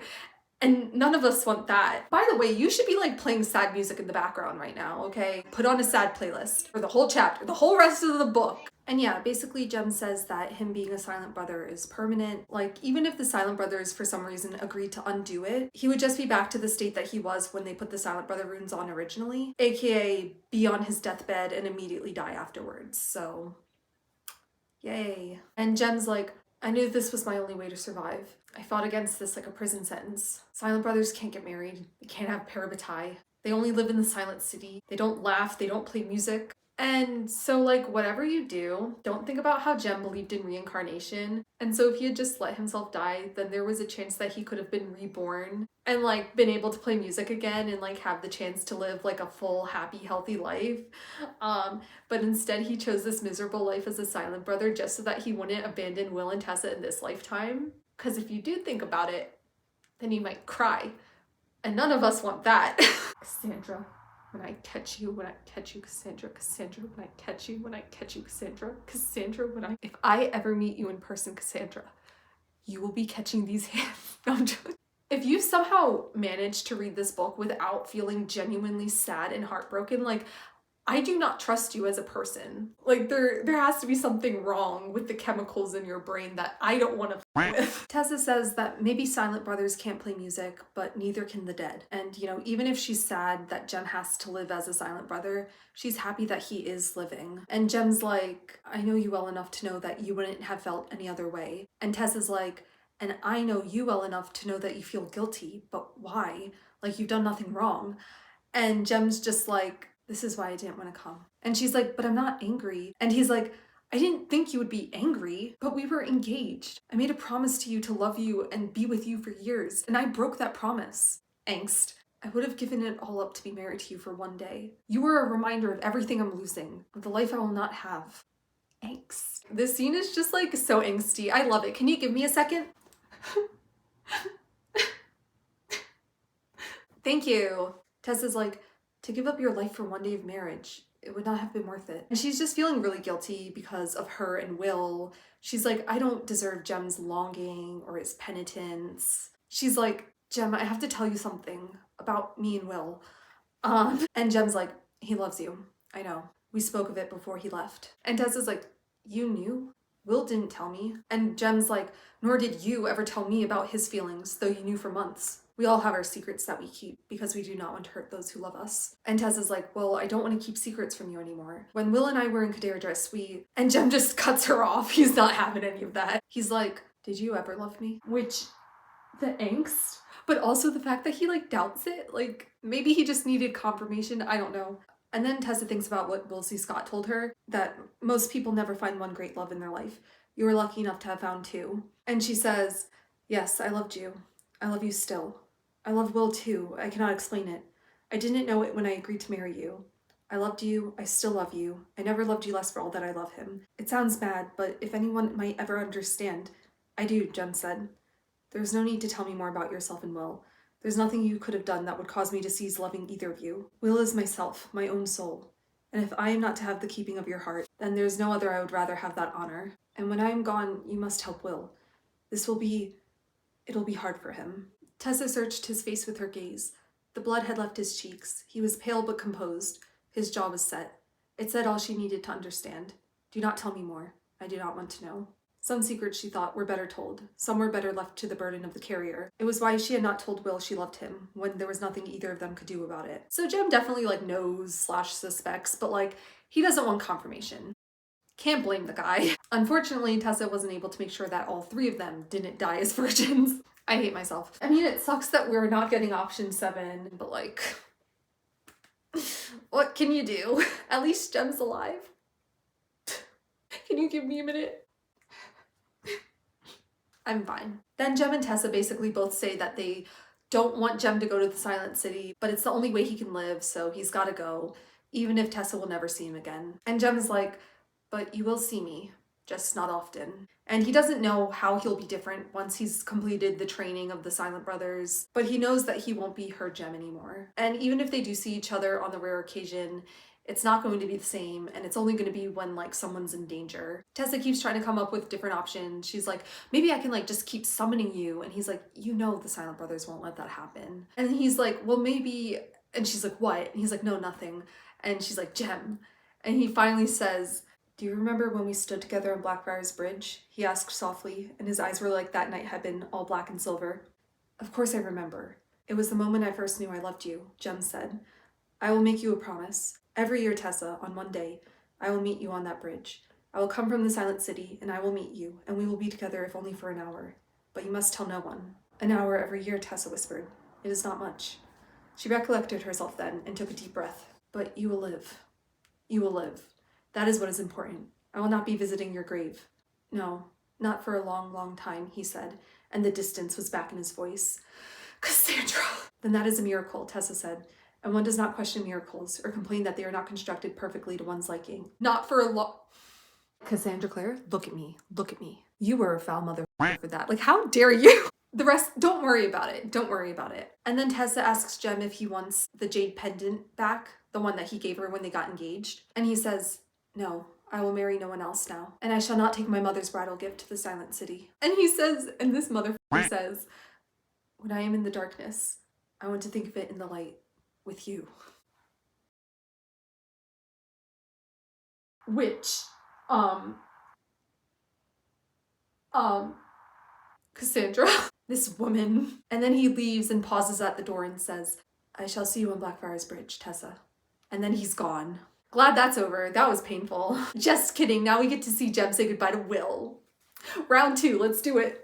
Alright, so cut to Will in the training room. He's practicing throwing knives, which Jem had originally taught him. Besides Jem's room, Will associates the training room the most with Jem, because that's where they spent most of their time together. And Jem's room has been stripped of its possessions, so it doesn't really feel like his room anymore. And it says how even Church the cat, like, can't bring himself to go inside Jem's room. And he just sits outside Jem's room, like, waiting for Jem to come home, but Jem's never going to.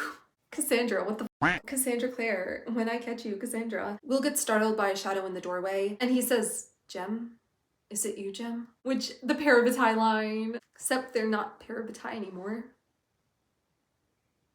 This book is so much fun, guys. It's so much fun. Jem says, who else? And Will can see that Jem's different now. And the fact that he couldn't even sense Jem's presence when normally he would have been able to also proves that they're not parabatai anymore. Will's like, but you're here to see Tessa. Time to play. Is Will jealous of Jem or Tessa? And Jem's like, and you did not think that I would take the chance, whatever chance I could, to see you too? And Will's like, I did not think so. You left after the battle, without even a farewell. Jem moves closer to Will, and even the way he moves now is like eerie and different. And Jem says,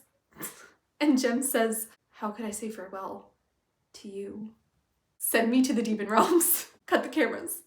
I'm done. And Will's like, as silent brothers do. Aviat que vale, and forever, brother, hail and farewell. And Jem's like, but those are the words of death. I'm not dead. And then Will says like how Jem left his violin there, and Jem says that he's not allowed to take any possessions with him to the Silent City, so he left the violin here for any future shadow hunter who might want to play it. And Will's like, so not for me. And Jem says that he left his Yin Fen box for Will, and Will's like, that seems a cruel sort of gift, because it would be a reminder of like what took Jem away from him, of how Will wasn't able to find more Yin Fen for Jem and how he failed him. But Jem's like, no. And he says how it wasn't even for Yin Fen originally, that it used to belong to his mom. And you know, it has the goddess Kuan Yin on it, who after she died and reached the gates of paradise had heard like the cries of the suffering humans below and couldn't leave them. And so she provides aid and comfort to those suffering. And Will's like, a box isn't gonna comfort me. And Jem says, change is not lost, Will. Not always. And Will's like, oh yes, silly me. Maybe once we cross the river or turn on the wheel or whatever words you want to use for leaving this world, I shall finally find my parabatai. But I've lost you now. Now when I need you more than ever. I'm giving student film in this scene. And when Jem looks at him, it says how like Will always thought that Jem shone, but now he seemed to burn like the light of a star, distant and lonely. Which like, don't think about like the parallels between Jem saying how like Will burns as brightly as a star and like Jem wanted to be able to burn as brightly like that, and then Will saying that like he always thought that Jem shone brightly, like, but Jem just didn't see it because then he might start crying. And none of us want that. But yeah, Will's like, you're leaving me now when I need you more than ever. And Jem just says, you don't need me, Will. And Will says, all my life since I came to the Institute, you were the mirror of my soul. I saw the good in me in you. In your eyes alone, I found grace. When you were gone from me, who will see me like that? First of all, there's nothing straight about in your eyes alone, I found grace. Just give me a second. I'm fine. I'm a normal person. Second of all, like, Will, like, Jem, like, Will, that's who, like, Jem was the only one. Have you ever had a dream where you, like, when you were, like, I don't have to, like, he says it right there, like, being with Jem was the only way Will found, like, any worth in himself. Like, how can Jem leave? It wasn't his choice. It wasn't his, like, it's, like, Will says it right there. Like, how is Will gonna do it without Jem, you know? And then Jem almost sounds like himself again when he says, have faith in yourself. You can be your own mirror. And Will's like, but what if I can't? I don't even know how to be a shadow hunter without you. I've only ever fought with you by my side. Which is true, because he didn't become a shadow hunter until he was like 12 when he was with Jem. I'm fine. How's the sad music going, guys? Jem goes up to Will and like puts his fingers under Will's chin to like make him look at him. Which like I don't know who I'm more jealous of. And Will's just thinking like how this might be the last time that Jem ever touches him. And I don't know, they kind of seem a little bit in love, like just a little bit. It's a love story between all three of them. And Jem says, I'm reading from the book. Listen to me. I am leaving, but I am living. I will not be gone from you entirely, Will. When you fight now, I will still be by you. When you walk in the world, I will be the light at your side, the ground steady under your feet, the force that drives the sword in your hand. We are bound, beyond the oath. The marks did not change that. The oath did not change that. It merely gave words to something that existed already. Just give me a minute. But what of you, said Will. Tell me what I can do, for you are my parabatai, and I do not wish you to go into the shadows of the silent city alone. I have no choice, but if there is one thing I could ask of you, it is that you be happy. I want you to have a family and grow old with those who love you. And if you wish to marry Tessa, then do not let the memory of me keep you apart. Jem, come on, bro. She may not want me, you know, Will said. Jem smiled fleetingly. Well, that part is up to you, I think. Will smiled back, and for just that moment they were Jem and Will again. Ave Aqui Valley, Will thought. Hail and farewell. He had not given much thought to the words before, had never thought about why they were not just a farewell, but also a greeting. Every meeting led to a parting, and so it would, as long as life was mortal. In every meeting there was some of the sorrow of parting, but in every parting there was some of the joy of meeting as well. He would not forget the joy. Word. We spoke of how to say goodbye, Jem said. When Jonathan bid farewell to David, he said, go in peace. They did not see each other again, but they did not forget. So it will be with us. When I am Brother Zachariah, when I no longer see the world with my human eyes, I will still be in some part that Jem you knew, and I will see you with the eyes of my heart. And then Will says in Mandarin, go in peace, Jem Carstairs. Send me to the demon realm. And then they just look at each other. I'm not crying, by the way. And then they look at each other and Jem pulls his hood up and leaves. And Will closes his eyes because he doesn't even want to see when Jem leaves. In quotes, Will did not want to know the moment when he was alone. Did not want to know when his first day as a shadow hunter without a parabatai truly began. And if the place over his heart, I'm gonna cry. And if the place over his heart, where his parabatai rune had been, flared up with a sudden burning pain as the door closed behind Jem, Will told himself it was only a stray ember from the fire. I'm not crying. I was holding it together like really well. Like I hadn't cried once filming this. So Will just sits there in silence for a long time. Then Charlotte shows up in the training room doorway, just like she did when she first introduced Jem to Will. And she says that Will was right and Jem was able to wake Tessa and that their engagement ended and now she's asking for Will. Yay. I just need a second to recover. I cried so much writing the script for this chapter and like filming it, I only cried that one time. So like that was kind of cool of me. I think it's hard to cry knowing that I'm going to be posting this online. So cut to Tessa in her room. Sophie, when she saw Tessa was awake, started breaking down a little bit and she was like, oh my god, like thank god you're okay. And Tessa was like, stop before you make us both cry. So now Tessa's alone, but then Will shows up and Tessa thinks how when she first saw him, she thought he was like super handsome. But now, in quotes, now she thought him something else entirely. He was Will in all his perfect imperfection. Will who loved not wisely, but entirely, and with everything he had. I love that line. It just hits. Not wisely. She's like, he's dumb, but he's got passion. He just like stands in the doorway like, Tess? Charlotte said you wanted to see me. He's like so hesitant and cute. I love him. She just like holds her hands out to him and he like comes across the room and takes them. And they're both just like sadly talking about Jem. And they talk about how seeing Jem made them feel better, but also worse. Tessa said it was like, your mind was eased, but not your heart. And Will's like, yes, exactly. Like, you know me so well, Tess. She knows him so well. And you know, Will says how he feels like so heartbroken for Jem and he wishes that there was a way he could have saved him. And Tessa's like, you can grieve Jem, but like, don't blame yourself because you bear no responsibility. And Will's like, but there are other things I bear responsibility for. And he's of course referring to their passionate night at Hotel de la Cadere. And Tessa's like, I know we only did what we did because we thought Jem was dead and that we would die too. But you are an honorable man, so you know what you must do now. You owe me a proposal. Will just laughs and he's like, I should have expected you to be so forthright. And Tessa says how she doesn't necessarily regret what happened between them, but she doesn't want them to like make any big pronouncements or anything yet when they're so overwhelmed with emotion over Jem and everything. Will's like, sometimes I fear you may be too wise, Tessa. And she says, well, one of us has to be. I love her. And he's like, is there anything I can do for you? Like, I would rather not leave you unless you want me to. And she's like, well, you could read to me. So he does, and it's really cute. And that's a nice little sweet ending to chapter 23, because otherwise it's pain the whole way through. So chapter 24. Final chapter. So we get a little time skip to Sophie's ascension ceremony, where she drinks from the mortal cup and officially becomes a shadow hunter. If you're not worthy, drinking from the cup will literally kill you, so that's scary. Not that that's ever happened in a shadow hunter book before. Rip King. Anyways, Sophie is considered worthy and officially becomes a shadow hunter. So now it's officially Christmas. Again, don't think about the timeline too hard.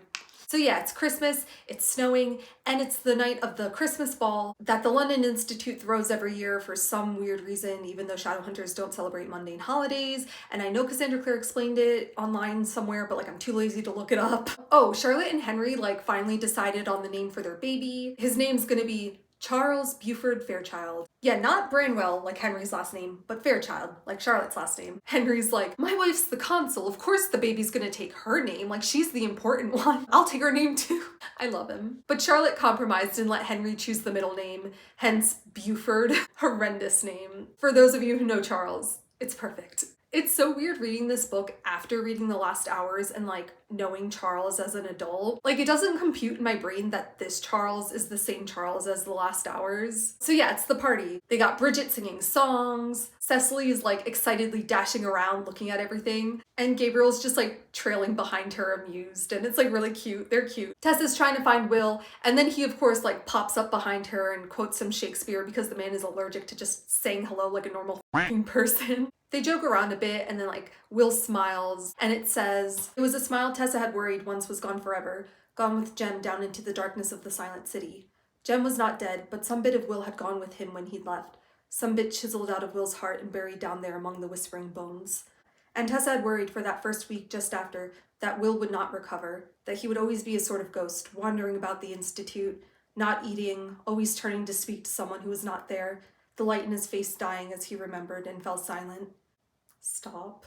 But she had been determined. Her own heart had been broken, but to mend Will's, she was sure, would mean to mend her own somehow. As soon as she'd been strong enough, she had set herself to bring him tea he did not want, and books that he did, and harried him in and out of the library, and demanded his help with training. She told Charlotte to stop treating him like glass that would break, and send him out into the city to fight, as he had been sent before, with Gabriel or Gideon instead of Jem.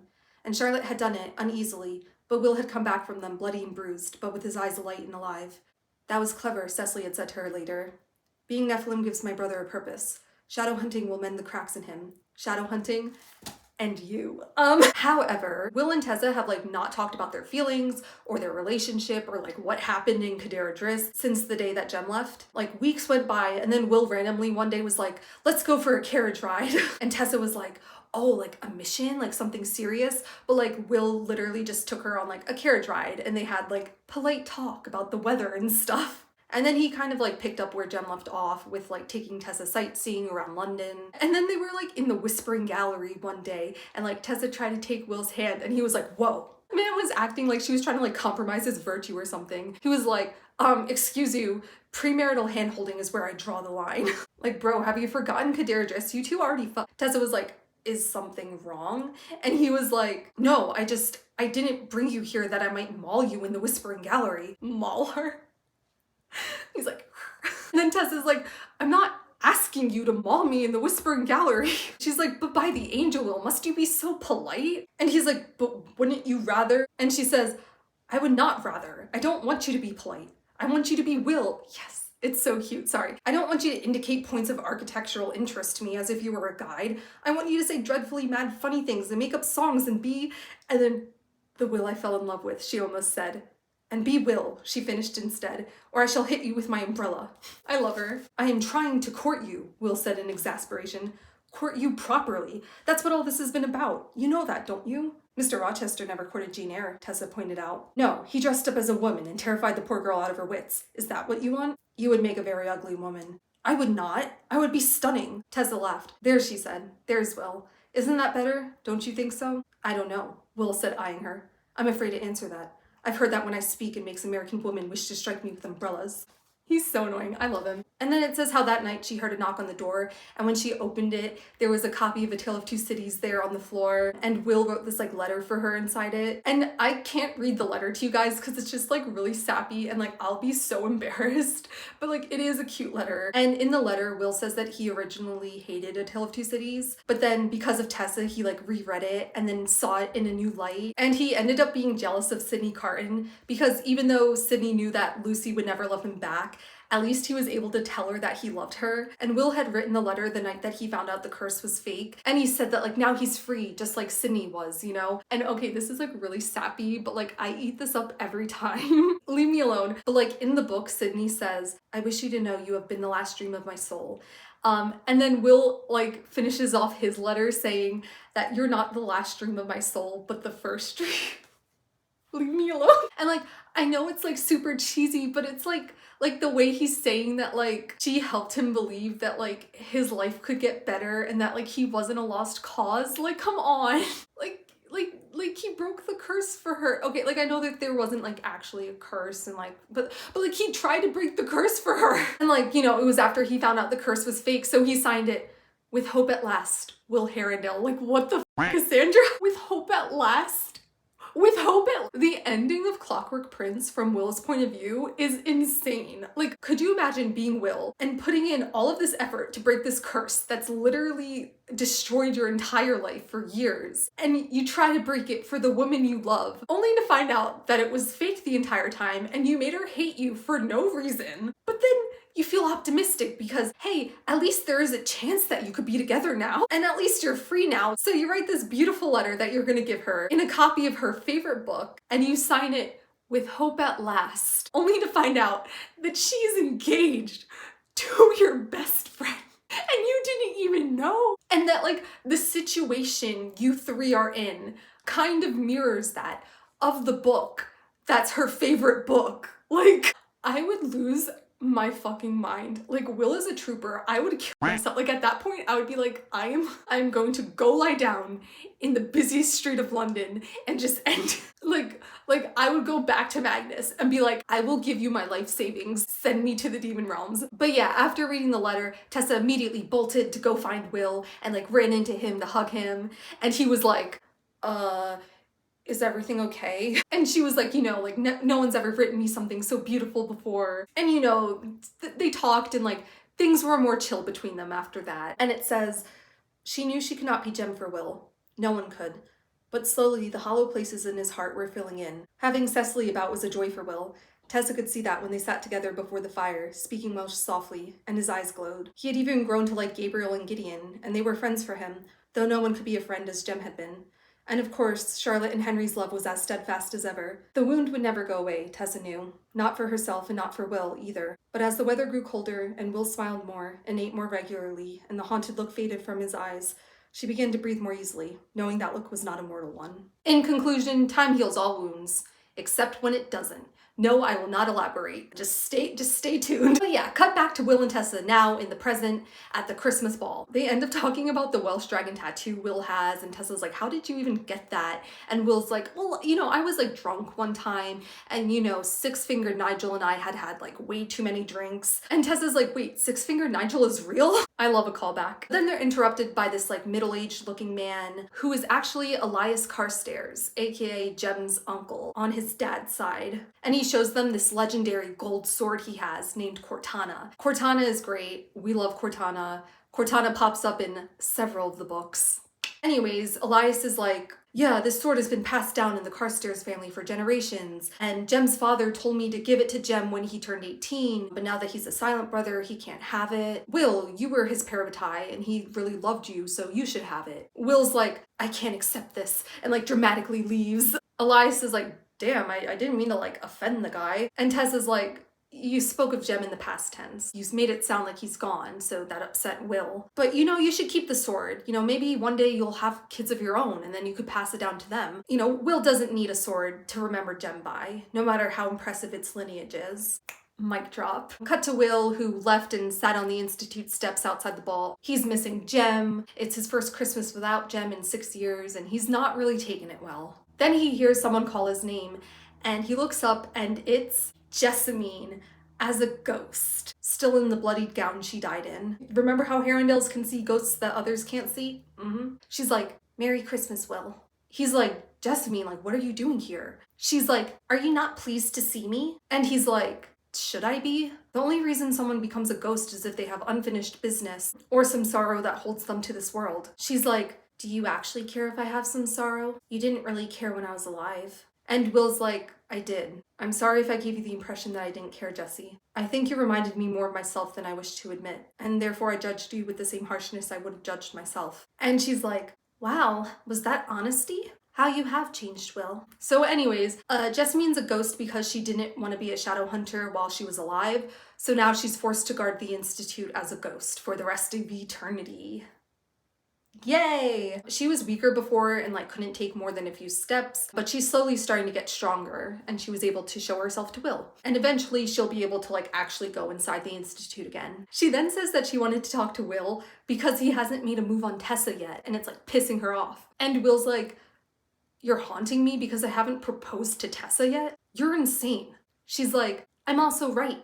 What are you so afraid of? And he's like, that she might not actually love me the way that she loved Jem. And Jesse's like, she will not love you the way she loved Jem. You're a different person. She will love you as she loves you, Will. You should just ask her. It's the only way to find out. I don't care. I don't care what she did. I don't care that she betrayed everyone. Like, I love her. Like, she's so unapologetic and I just love that. And then Jessamine vanishes because Magnus has shown up. And Magnus says that he was looking for Will so that he could say goodbye before he leaves London, and that he thinks he'll probably go to New York. And he might take Church with him, you know, to give Church a fresh start. Yes, it's the same Church from the Mortal Instruments in the New York Institute. Same cat. He's immortal. And Will's like, those of us who do not live forever do not change perhaps as much as those of you who do. I'm tired of losing people. So am I, Magnus said. But it is as I said, isn't it? You learn to bear it. I've heard sometimes that men who lose an arm or a leg still feel the pain in those limbs, though they are gone, said Will. It is like that sometimes. I can feel Jem with me, though he's gone, and it is like I'm missing a part of myself. But you are not, Magnus said. He's not dead, Will. He lives because you let him go. He would have stayed with you and died if you had asked it, but you loved him enough to prefer that he live, even if that life's separate from yours. And that above all things proves that you are not Sidney Carton, Will. That yours is not the kind of love that can be redeemed only through destruction. It is what I saw in you, what I have always seen in you, what made me want to help you, that you are not despairing, that you have in you an infinite capacity for joy. He put one gloved hand under Will's chin and lifted Will's face. Okay, hear me out. The Will Magnus ship, they're at least a little in love. Bright star, Magnus said, and his eyes were thoughtful, as if he were remembering something, or someone. Those of you who are mortal, you burn so fiercely, and you fiercer than most, Will. I will not ever forget you. Nor I you, said Will. I owe you a great deal. You broke my curse. You were not cursed. Yes, I was, Will said. I was. Thank you, Magnus, for all you did for me. If I did not say it before, I'm saying it now. Thank you. Magnus dropped his hand. I don't think a shadow hunter has ever thanked me before. Will smiled crookedly. I would try not to become too accustomed to it. We are not a thankful sort. No, Magnus laughed. No, I won't. And then Magnus is like, I leave you in good hands, like referring to Tessa. And Will's like, oh, but like, she's gonna be upset you didn't say bye to her. And Magnus is like, I don't think that will be necessary. Tell her I'll see her again. Don't worry about it. And then Magnus leaves. Then Tessa comes outside and finds Will still on the steps. And Will's like, I shouldn't have run off on Elias like that.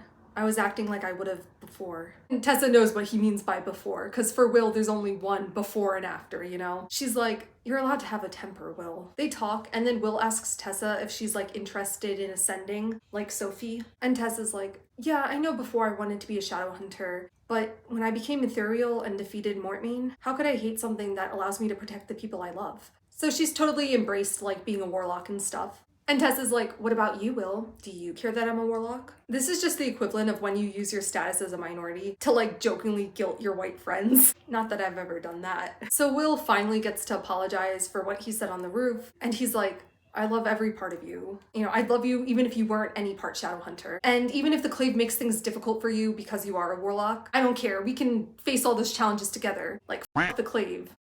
All my homies hate the clave. And Tessa's like, well, I am glad that I'm half shadow hunter, only because it means that I can stay here at the Institute with you, that the family I found here can remain my family.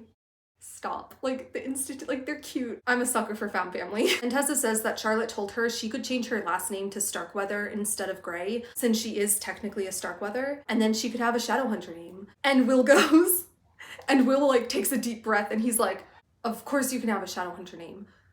You can have mine. Tessa's like, And he gives this like big grand statement. He's like, marry me, Tess. Marry me and be Tessa Herondale or Tessa Grey or whatever you wish to be called. But marry me and stay with me and never leave me, for I cannot bear another day of my life to go by that does not have you in it.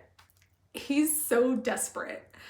He's just like me for real. And he says how Jem told him what Ragnar had said about his dad. How for Will's dad, there was only one person he ever loved. And it was her for him or nothing. And he's like, that's like you for me. You're the only one for me until I die. And Tessa's like, Will. And he's like, oh, sorry, like, was that a bit much? Like, you know how I am with words. And she's like, oh, believe me, I do. I don't know if I put this in the Clockwork Angel video. I kind of feel like I didn't, but I should have. When Will first takes Tessa to the London Institute Library, you know, they're talking about books and stuff, and she says, one must always be careful of books and what is inside them, for words have the power to change us.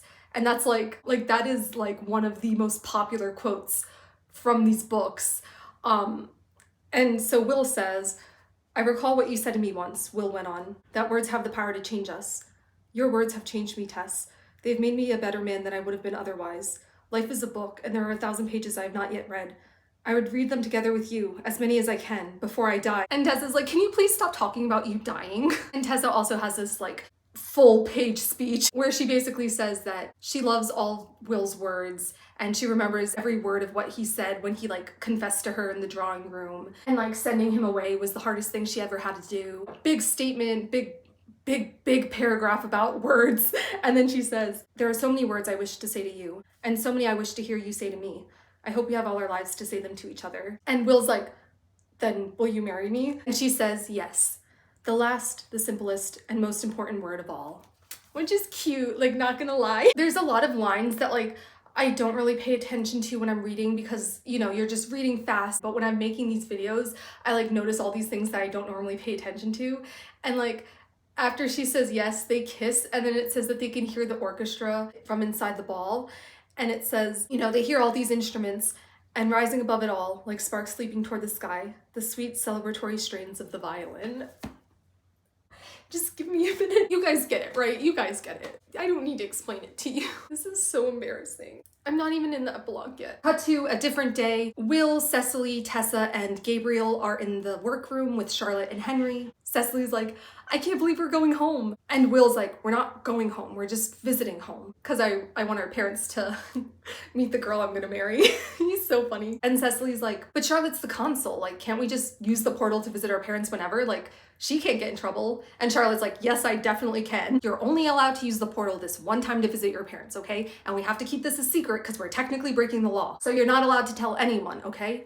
And Cecily's like, of course, I won't tell anyone. And she like nudges Gabriel and she's like, he won't either. And Will's like, why are we bringing him along again? And Cecily's like, well, why are you bringing Tessa? And Will's like, because Tessa and I are gonna be married. And Cecily's like, well, Gabriel and I might be married someday. And like poor Gabriel like starts choking. And Will's like, you can't get married, Ceci. You're only 15. Like, I'm gonna be 18, an adult when I marry Tessa. And Cecily's like, well, I'm not saying we're getting married now. And like, who knows, maybe we'll have a long engagement. Keep in mind, like, her and Gabriel have like not even gone on a date yet. But I can't see why you're trying to counsel me into marrying a man that my parents have never met. And Will's like, I'm not trying to tell you to marry a man your parents have never met. And she's like, then we're in agreement. Mom and dad have to meet Gabriel. And Tessa's like, I love seeing how Cecily manages you. So Henry gets the portal ready. Charlotte's like, it's just this one time. And Cecily's like, but what about Christmas?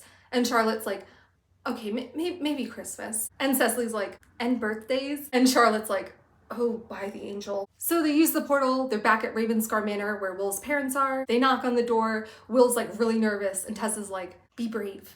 It's not a duck, is it? And then the servant answers the door and she's like, Miss Cecily. And then she sees Will and she's like, and she like runs off. Tessa's like, oh dear.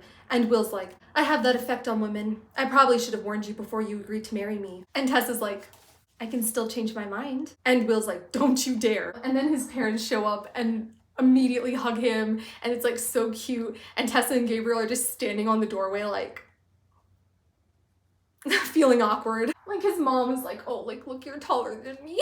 He left when he was 12, guys. And then Will introduces them to Tessa and says that she's gonna be the woman he's gonna marry. And they're like, and who's the gentleman? And Will's like, oh, him. This is Cecily's friend, Gabriel Lightworm. Gabriel was like reaching his hand out to shake Will's dad's hand, and he's like, Lightwood, Gabriel Lightwood. And then they're all laughing. And that's the end of the book. Just kidding. There's an epilogue. The board's looking a little different, huh? It is now time for the infamous epilogue. I don't know what else to say except the whole point of this trilogy is the epilogue. So I gotta do it justice. No pressure. We're gonna go into it blind. I'm just gonna read. Now you may be wondering, why does the board look like that? Why are you in white for mourning? Why do you look like you're about to cry? And well, I've got 5 words for you, buddy. Epilogue. London, Blackfriars Bridge, 2008. 2008? But wait a minute. That means they're all dead. So, The Mortal Instruments takes place in 2007, and the epilogue takes place the beginning of 2008. Everyone's dead. Ooh. Now I know what you're thinking. Wait a minute, this can't be. There's a sign that says dead over Will Herondale's head. Am I gonna address this? No. We open up the epilogue, 2008, with Tessa on Blackfriars Bridge, waiting for her yearly meeting with Jem. Brother Zachariah. He hasn't been Jem in over 100 years. I love this book. Okay, so obviously everyone's dead. Yay. The epilogue takes place after the 2 wars that took place in the Mortal Instruments. So these are the people that could theoretically be alive because they're immortal. Some of them might not be. Not gonna spoil anything. Now, why is Bridget up on the board, you may be asking? Don't worry about it. So Tessa's just waiting for Jem, Brother Zachariah. It says, let's just read a little bit, shall we? It says, she glanced down at the watch on her wrist. 5 minutes to noon. She was a little early, but then she always was for this, their yearly meeting. It gave her a chance to think and to remember.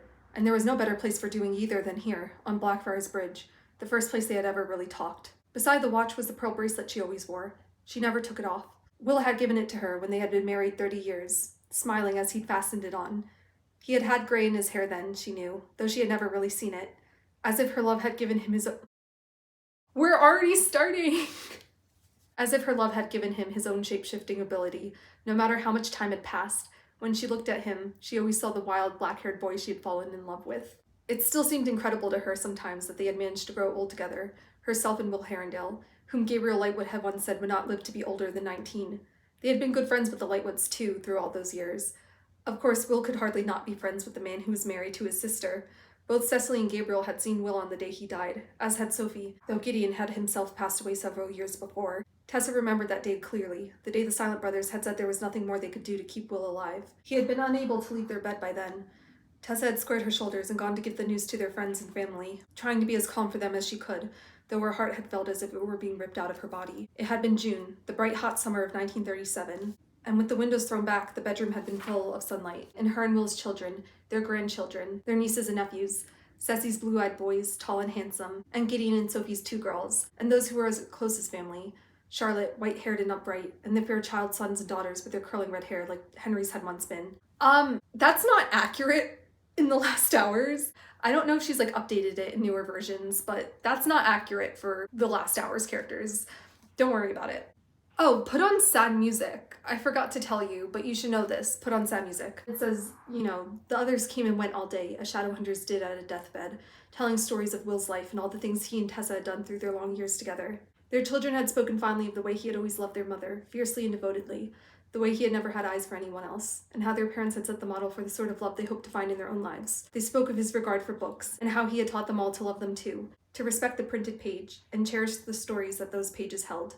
They spoke of the way he still cursed in Welsh when he dropped something, though he rarely used the language otherwise, and of the fact that though his prose was excellent, he had several written histories of the Shadowhunters when he retired that had been well respected. His poetry had always been awful, though that had never stopped him from reciting it.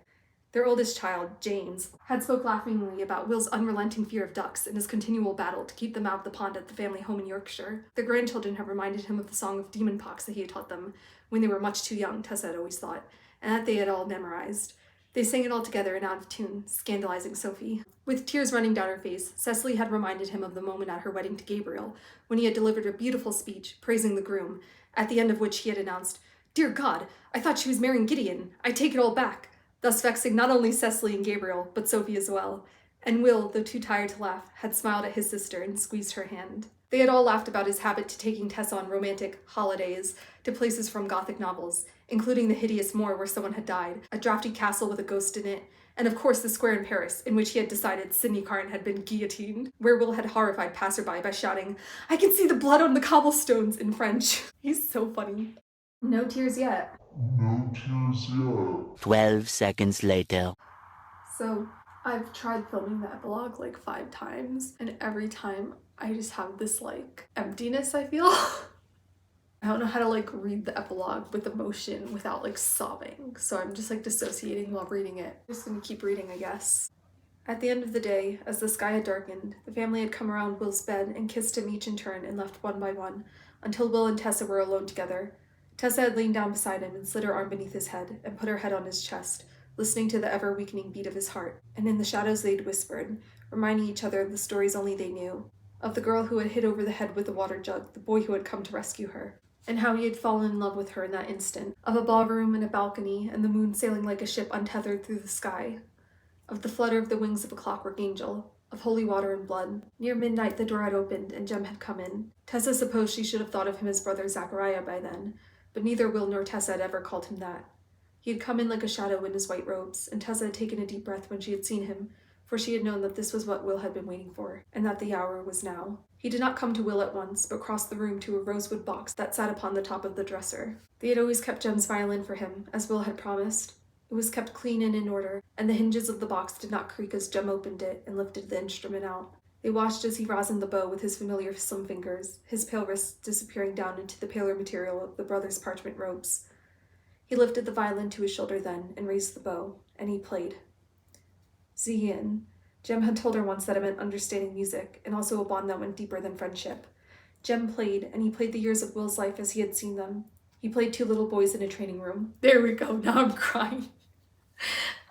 He played 2 little boys in a training room, one showing the other how to throw knives, and he played the ritual of parabatai, the fire and the vows and the burning runes. He played 2 young men running through the streets of London in the dark, stopping to lean up against a wall and laugh together.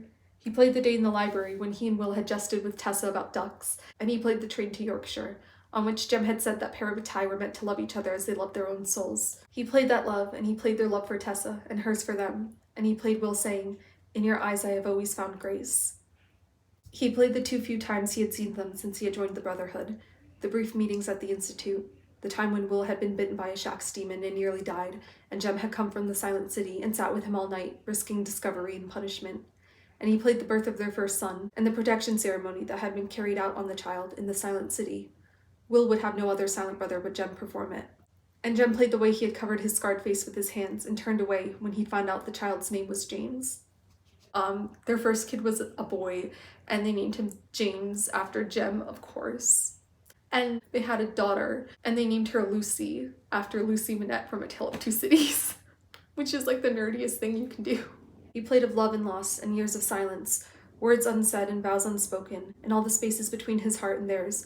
And when he was done, and he'd set the violin back in its box, Will's eyes were closed, but Tessa's were full of tears. Jem set down his bow and came toward the bed, drawing back his hood so she could see his closed eyes and his scarred face. And he had sat down beside them on the bed and taken Will's hand, the one that Tessa was not holding, and both Will and Tessa had heard Jem's voice in their minds. "I take your hand, brother, so that you may..." This is fine. Known the ending for 10 years. "I take your hand, brother, so that you may go in peace." Will had opened the blue eyes that had never lost their color over all the passing years, and looked at Jem and then Tessa, and smiled and and looked at Jem and then Tessa, and smiled and died, with Tessa's head on his shoulder and his hand in Jem's.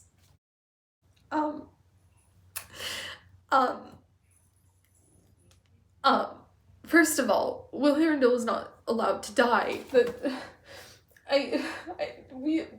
This wasn't an option. Second of all, I remember someone posting online, like, I've always wanted my favorite fictional characters to, like, grow old with their loved ones and die, like, of old age. And, like, it happened with Will and it still hurts. So, like, what the f, Cassandra?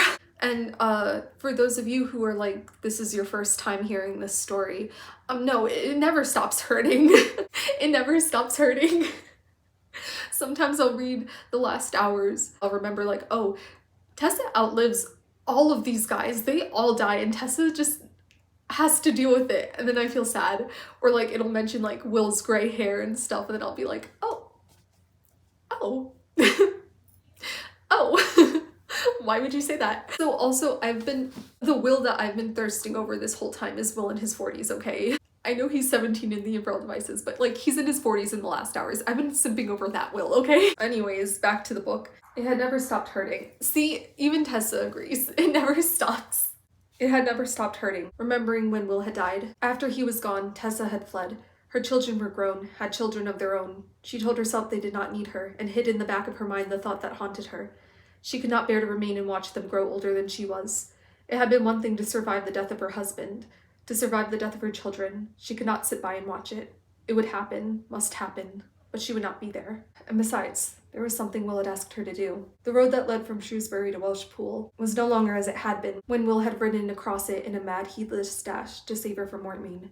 Will had left instructions, details, descriptions of towns, of a certain spreading oak tree.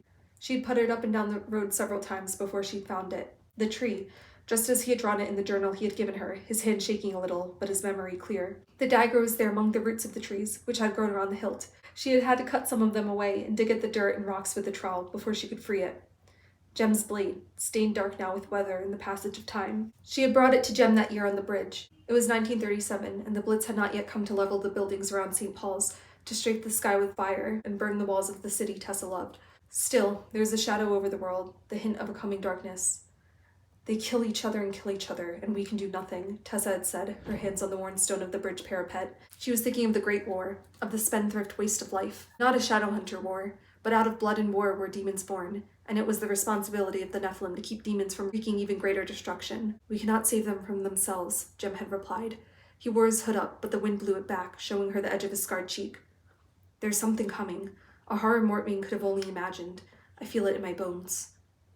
No one can rid the world of all evil, Tessa. And when she drew his dagger, wrapped in silk, though still dirty and stained with earth and Will's blood, from the pocket of her coat and gave it to him, he bent his head and held it to him, hunching his shoulders over it, as if protecting a wound to his heart. Will wanted you to see it, she said. I know you cannot take it with you. Keep it for me. There may come a day. She did not ask him what he meant, but she kept it. Kept it when she left England, the white cliffs of Dover retreating like clouds in the distance as she crossed the Channel. In Paris, she found Magnus, who was living in a garret apartment and painting, an occupation for which he had no aptitude whatsoever. He let her sleep on a mattress by the window, and in the night, when she woke up screaming for Will, he came and put his arms around her, smelling of turpentine. The first one is always the hardest, he said. The first one you love who dies, he said. It gets easier after. God, rip. Magnus and Tessa's friendship, though, is so cute, and anyways. And it says that when the war came to Paris, her and Magnus went to New York, and it was like, you know, she's back in her home city, but like it's all different now. And it says, you know, her and Jem didn't meet that year because of the war, and, you know, she's just thinking about all this stuff. And then she hears Jem say her name, and her heart stops, for the voice she heard was not the soft, silent voice within her mind of brother Zachariah, the voice that had echoed in her head once a year for the past 130 years. This was a voice that drew out memories stretched thin by years of recollection, like a paper unfolded and refolded too many times. A voice that brought back, like a wave, the memory of another time on this bridge, a night so long ago, everything black and silver, and the river rushing away under her feet. And she, like, turns around, and 1 second, and it's not brother Zachariah that she sees, but Jem. He stood on the pavement in front of her, smiling shyly, hands in the pockets of a pair of very modern jeans. He wore a blue cotton jumper pushed up to the elbows. Oh, Jem, you know that's our weakness when you roll the sleeves up to your elbows. Faint white scars decorated his forearms like lacework. She could see the shape of the rune of quietude, which had been so black and strong against his skin, faded now to a faint imprint of silver. And she's like, Jem? Like, she'd been looking for brother Zachariah in the crowd, you know, brother Snackariah, brother Six-Packariah, brother break my back Araya, but she wasn't able to see him, and it's because it's not brother Zachariah, it's Jeff. I don't know why I'm saying it like that. And, you know, he's not pale anymore. He looks like a human, but he has black hair now and his dark eyes, and he still has the, you know, runes of quietude that are like on his cheekbones. But like, it's Jem, like a healthy Jem who's human, not a silent brother, and who's not dying actively. Well, I mean, he is mortal, but like, you know what I mean. And it says, where the collar of his jumper dipped slightly, she could see the delicate shape of the parabatai rune that had once tied him to Will. That might tie them still, if one imagined souls could be tied even over the divide of death. Jem looks a little bit older than he did when he had first become a silent brother. You know, he looks like he's like around 20 or so. But it says, you know, that like in his eyes, Tessa can see that he is like, has the years of wisdom and pain. And Tessa's like, you found a cure? And Jem's like, I didn't find it, but a cure was found. He looks really nervous too. He's a cutie. And Tessa's like, how? And Jem's like, I will tell you the story of it. Another story of Lightwoods and Herondales and Fairchilds. And he's like, but it's gonna take more than like an hour in telling, and you must be cold.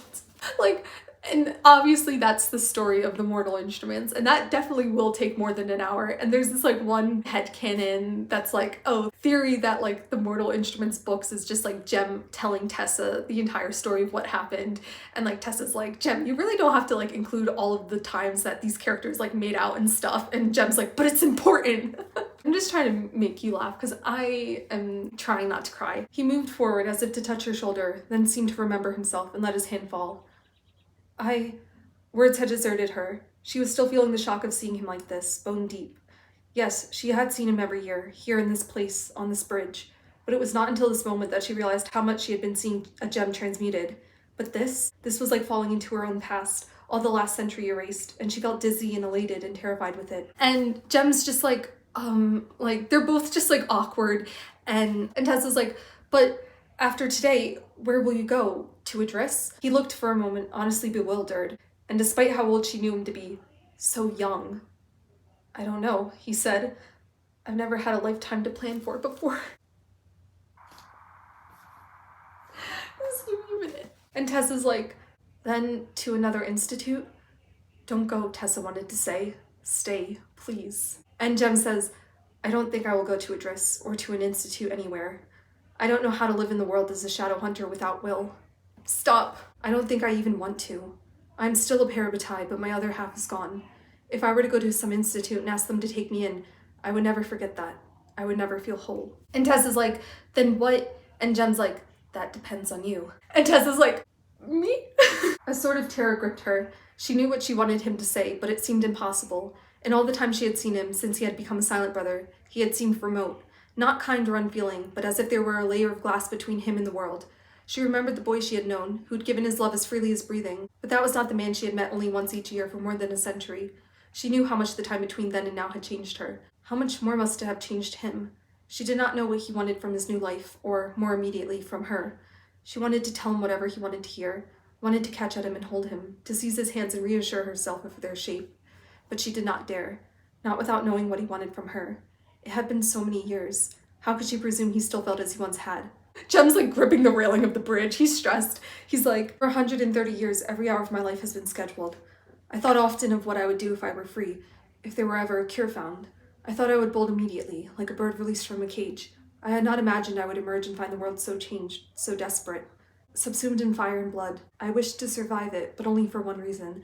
I wished... And she's like, what? And then he sees that she's wearing the like 30th anniversary bracelet that Will gave her, and he's like, oh, you're still wearing that bracelet that Will gave you. And she's like, yeah. And he says, since Will, have you never loved anyone else? And she's like, don't you know the answer to that? And Jem's like, no, I don't mean like the way you love your children or your friends. You know what I'm saying. And Tessa's like, I don't, like you need to tell me. She said, we're not having any misunderstandings. And he says, we were once going to be married, and I've loved you all this time, a century and a half. And I know that you loved Will. I saw you together over the years. And I know that love was so great that it must have made other loves, even the one we had when we were both so young, seem small and unimportant. You had a whole lifetime of love with him, Tessa. So many years. Children. Memories I cannot hope to. And then he just like breaks off and he's like, no, like, I'm sorry. I was a fool to think that he just like leaves. Jem, you're such a cutie. And Tessa just stands there for a moment in shock, and she's like, and Tessa's just like holding the railing, and it says, the stone of the bridge was cold under her fingers, cold just as it had been that night when they had first come to this place, where they had first talked. He had been the first person she had ever voiced her deepest fear to, that her power made her something other, something that was not human. You are human, he had said, in all the ways that matter. She remembered him, remembered the lovely dying boy who had taken the time to comfort a frightened girl he did not know, and had not voiced a word of his own fear. Of course he had left fingerprints on her heart. How could it be otherwise? She remembered the time he had offered her his mother's jade pendant, held out in his shaking hand. She remembered kisses in a carriage. She remembered walking into his room, spilled full with moonlight, and the silver voice standing in front of the window, ringing music more beautiful than desire out of the violin in his hands. Will, he had said, is it you, Will? Will. For a moment, her heart hesitated. She remembered when Will had died, her agony, the long nights alone, reaching across the bed every morning when she woke up, for years expecting to find him there, and only slowly growing accustomed to the fact that that side of the bed would always be empty. The moments when she had found something funny and turned to share the joke with him, only to be shocked anew that he was not there. The worst moments when... Stop. This line everyone loves. The worst moments when, sitting alone at breakfast, she had realized that she had forgotten the precise blue of his eyes, or the depth of his laugh. That, like the sound of Jem's violin music, they had faded into the distance where memories are silent. Stop. Jem was mortal now. He would grow old like Will, and like Will he would die, and she did not know if she could bear it again. And yet... And then Tessa remembers Wolsey Scott saying, most people are lucky to have even one great love in their life. You have found two. So Tessa runs after Jem, and he went down some stairs to this small dock by the river, and she's like, what were you trying to ask me? And he's like, Tessa, you followed me? Of course she did. Of course I followed you. You ran off in the middle of a sentence. It wasn't a very good sentence. Jem. He looked down at the ground and then up at her again, a smile as familiar as her own memories, tugging at the corner of his mouth. It came back to her then, a memory lost but not forgotten. Jem's smile had always been like sunlight. Stop. I was never the one who was good with words, he said. Which is a lie. If I had my violin, I would be able to play you what I wanted to say. Just try. I'm not sure I can. I had 6 or 7 speeches prepared, and I was running through all of them, I think. He's so cute. His hands were stuffed deep into the pockets of his jeans. Tessa reached out and took him gently by the wrists. Well, I am good with words, she said, so let me ask you then. They stood, Jem looking at her from under his dark hair. It had blown across his face in the wind of the river. There was still a single streak of silver in it, startling against the black. You asked me if I have loved anyone but Will, she said, and the answer is yes. I have loved you. I always have, and I always will. She heard his sharp intake of breath. There was a pulse pounding in his throat, visible under the pale skin, still laced with the fading white lines of the Brotherhood's runes. They say you cannot love 2 people equally at once, she said, and perhaps for others that is so. But you and Will, you are not like 2 ordinary people. 2 people who might have been jealous of each other, or who would have imagined my love for one of them diminished by my love of the other. You merged our souls when you were both children. I could not have loved Will so much if I had not loved you as well. And I could not love you as I do, if I had not loved Will as I did. And then she pulls out the necklace that was hiding under her shirt, Jem's jade pendant. The inscription on the back still gleamed as if new. When 2 people are at one in their inmost hearts, they shatter even the strength of iron or bronze. And Tessa's like, you remember you left it with me? I've never taken it off. And he's like, all these years? Like, you wore it all these years and I never knew? Stop. Listen, they got the ship. Listen, these 2 have been pining over each other for a century. Sobbing. And Tessa says, it seemed that it only would have been a burden on you when you were a silent brother. I feared you might think that my wearing it meant I had some sort of expectation of you, an expectation you could not fulfill. Jem's silent for a long moment, and then he says, to be a silent brother, it is to see everything and nothing all at once. I could see the great map of life spread out before me. I could see the currents of the world, and human life began to seem a sort of passion play, acted at a distance. When they took the runes from me, when the mantle of the Brotherhood was removed, it was as if I had awoken from a long dream, or as if a shield of glass around me had shattered. I felt everything, all at once, rushing in upon me. All the humanity the Brotherhood's spells had taken from me, that I had so much humanity to return to me. That is because of you. If I had not had you, Tessa, if I had not had these yearly meetings as my anchor and my guide, I do not know if I could have come back. But you have, she whispered, and it is a miracle. And you remember what I once told you about miracles. He smiled again at that. One does not question miracles or complain that they are not constructed perfectly to one's liking. And Jem says, You know, I'm not the same boy that you loved all those years ago. Like, I'm changed. And Tessa's like, well, I'm changed too after all these years. I've been a mother and a grandmother, and I've seen all those I love die. And she says, you speak of the currents of the world. I have seen them too. If I were still the same girl I was when you knew me first, I would not have been able to speak my heart as freely to you as I just have. I would not be able to ask you what I'm about to ask you now. And he's like, and what's that? And she says, pick me, choose me, love me. No, I'm joking. And she says, come with me, she said. Stay with me, be with me, see everything with me. I've traveled the world and seen so much, but there's so much more, and no one I would rather see it with than you. I would go everywhere and anywhere with you, Jem Carstairs. Cute. And Jem says, it seems unreal. I've loved you for so long. How can this be true? And she says, it is one of the great truths of my life, Tessa said. Will you come with me? For I cannot wait to share the world with you, Jem. There's so much to see. And Jem's like, yes, of course, yes. And yeah. And then they just start going at it on the bridge. No, I'm joking. And then they kiss. And it says, Tessa was aware that above their small embankment, people were still walking along Blackfriars Bridge, that the traffic was still passing, and that passerby were probably staring. But she didn't care. After enough years, you learned what was important and what wasn't. And this was important. Jem. The speed and stutter of his heart, the grace of his gentle hand sliding to cup her face, his lips soft against hers as he traced the shape of her mouth with his. The warm, solid, definitive realness of him. For the first time in many long years, she felt her heart open and knew love is more than a memory. We're gonna make it through this without crying. Let's do it. 2 seconds later. At last, the wheel comes. We're gonna do this. Kept their silence. 1 second. I can read this without crying, I swear. No, the last thing she cared about was whether people were staring at the boy and girl kissing by the river, as London, its cities and towers and churches and bridges and streets, circled all about them like the memory of a dream. And if the Thames that ran beside them, sure and silver in the afternoon light, recalled the night long ago when the moon shone as brightly as a shilling on this same boy and girl, or if the stones of Blackfriars knew the tread of their feet and thought to themselves, at last the wheel comes full circle, they kept their silence. Word.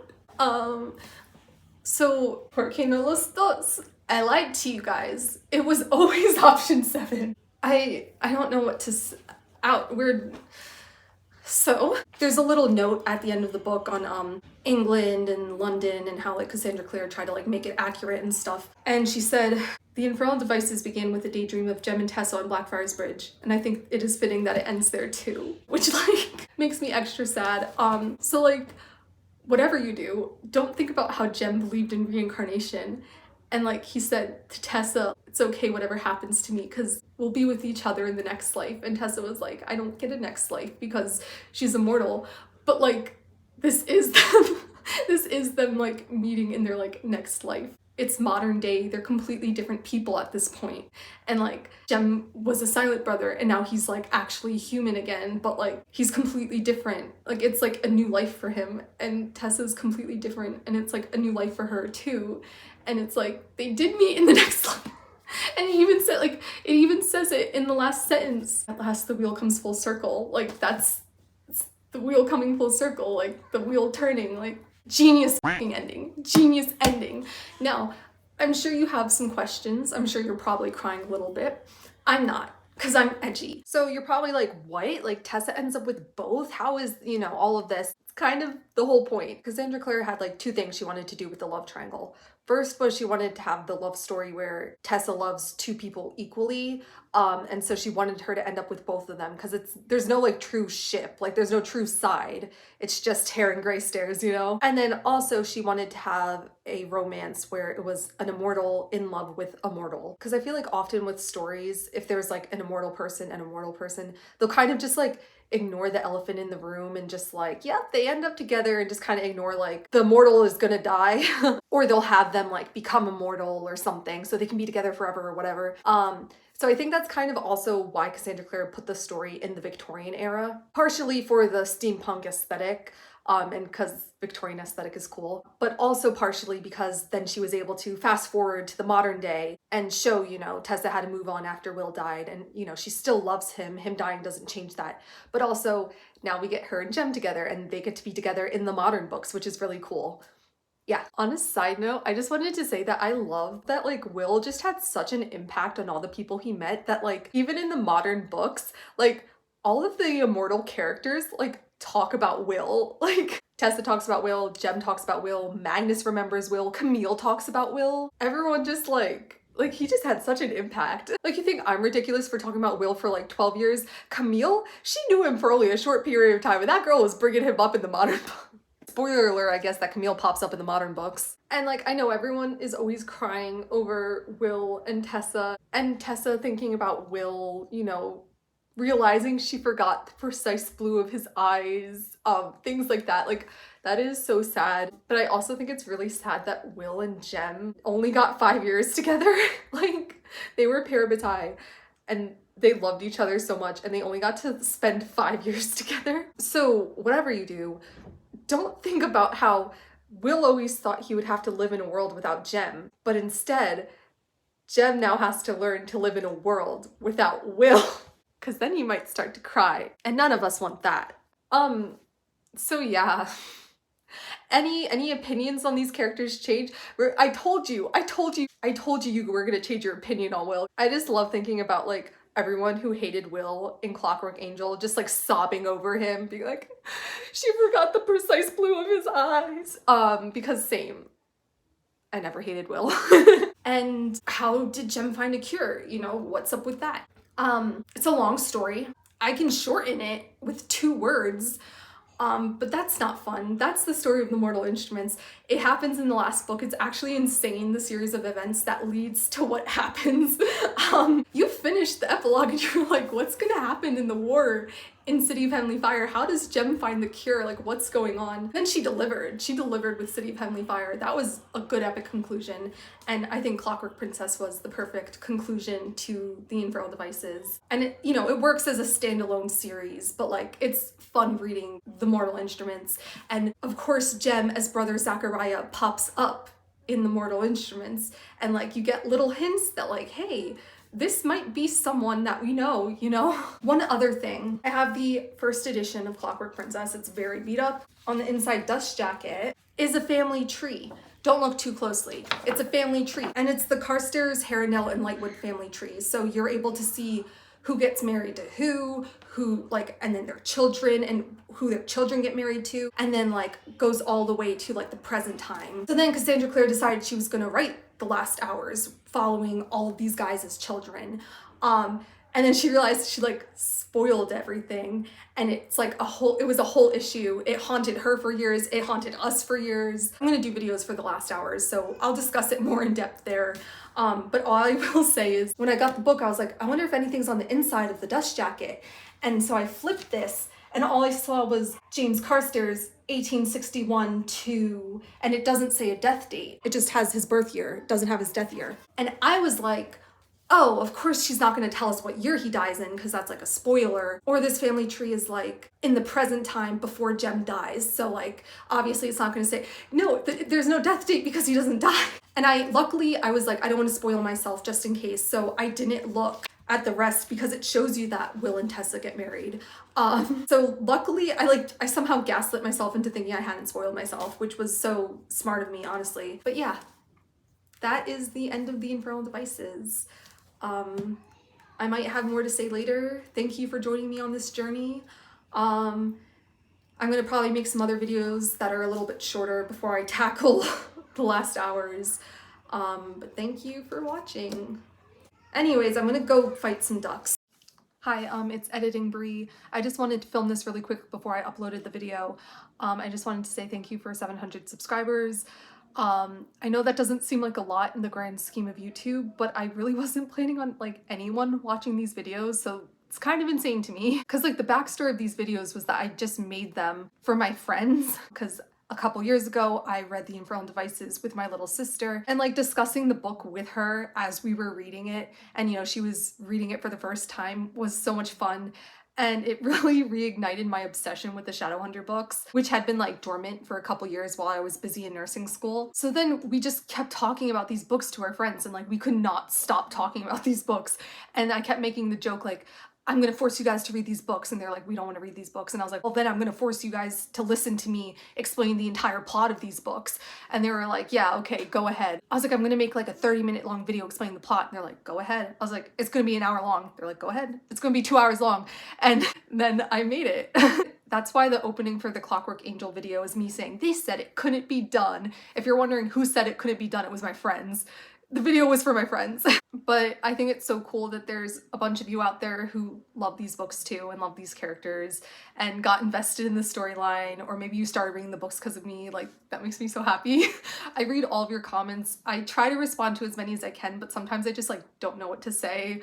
But I do read all of your comments. And they've all been so sweet. Thank you guys so much. I feel like we're having a good time here. We're just having a good time talking about books. I think the next video I'm going to make is probably going to be the different reading orders you can do for the Shadowhunter Chronicles, kind of what each series is about, like a nice little guide to the Shadowhunter books, because I just know way too much about them. And I definitely will be revisiting Will, Jem, and Tessa and all these characters and talking about them because I have a lot to say. So thank you again. But most importantly, thank you to Brother Enoch for always supporting me.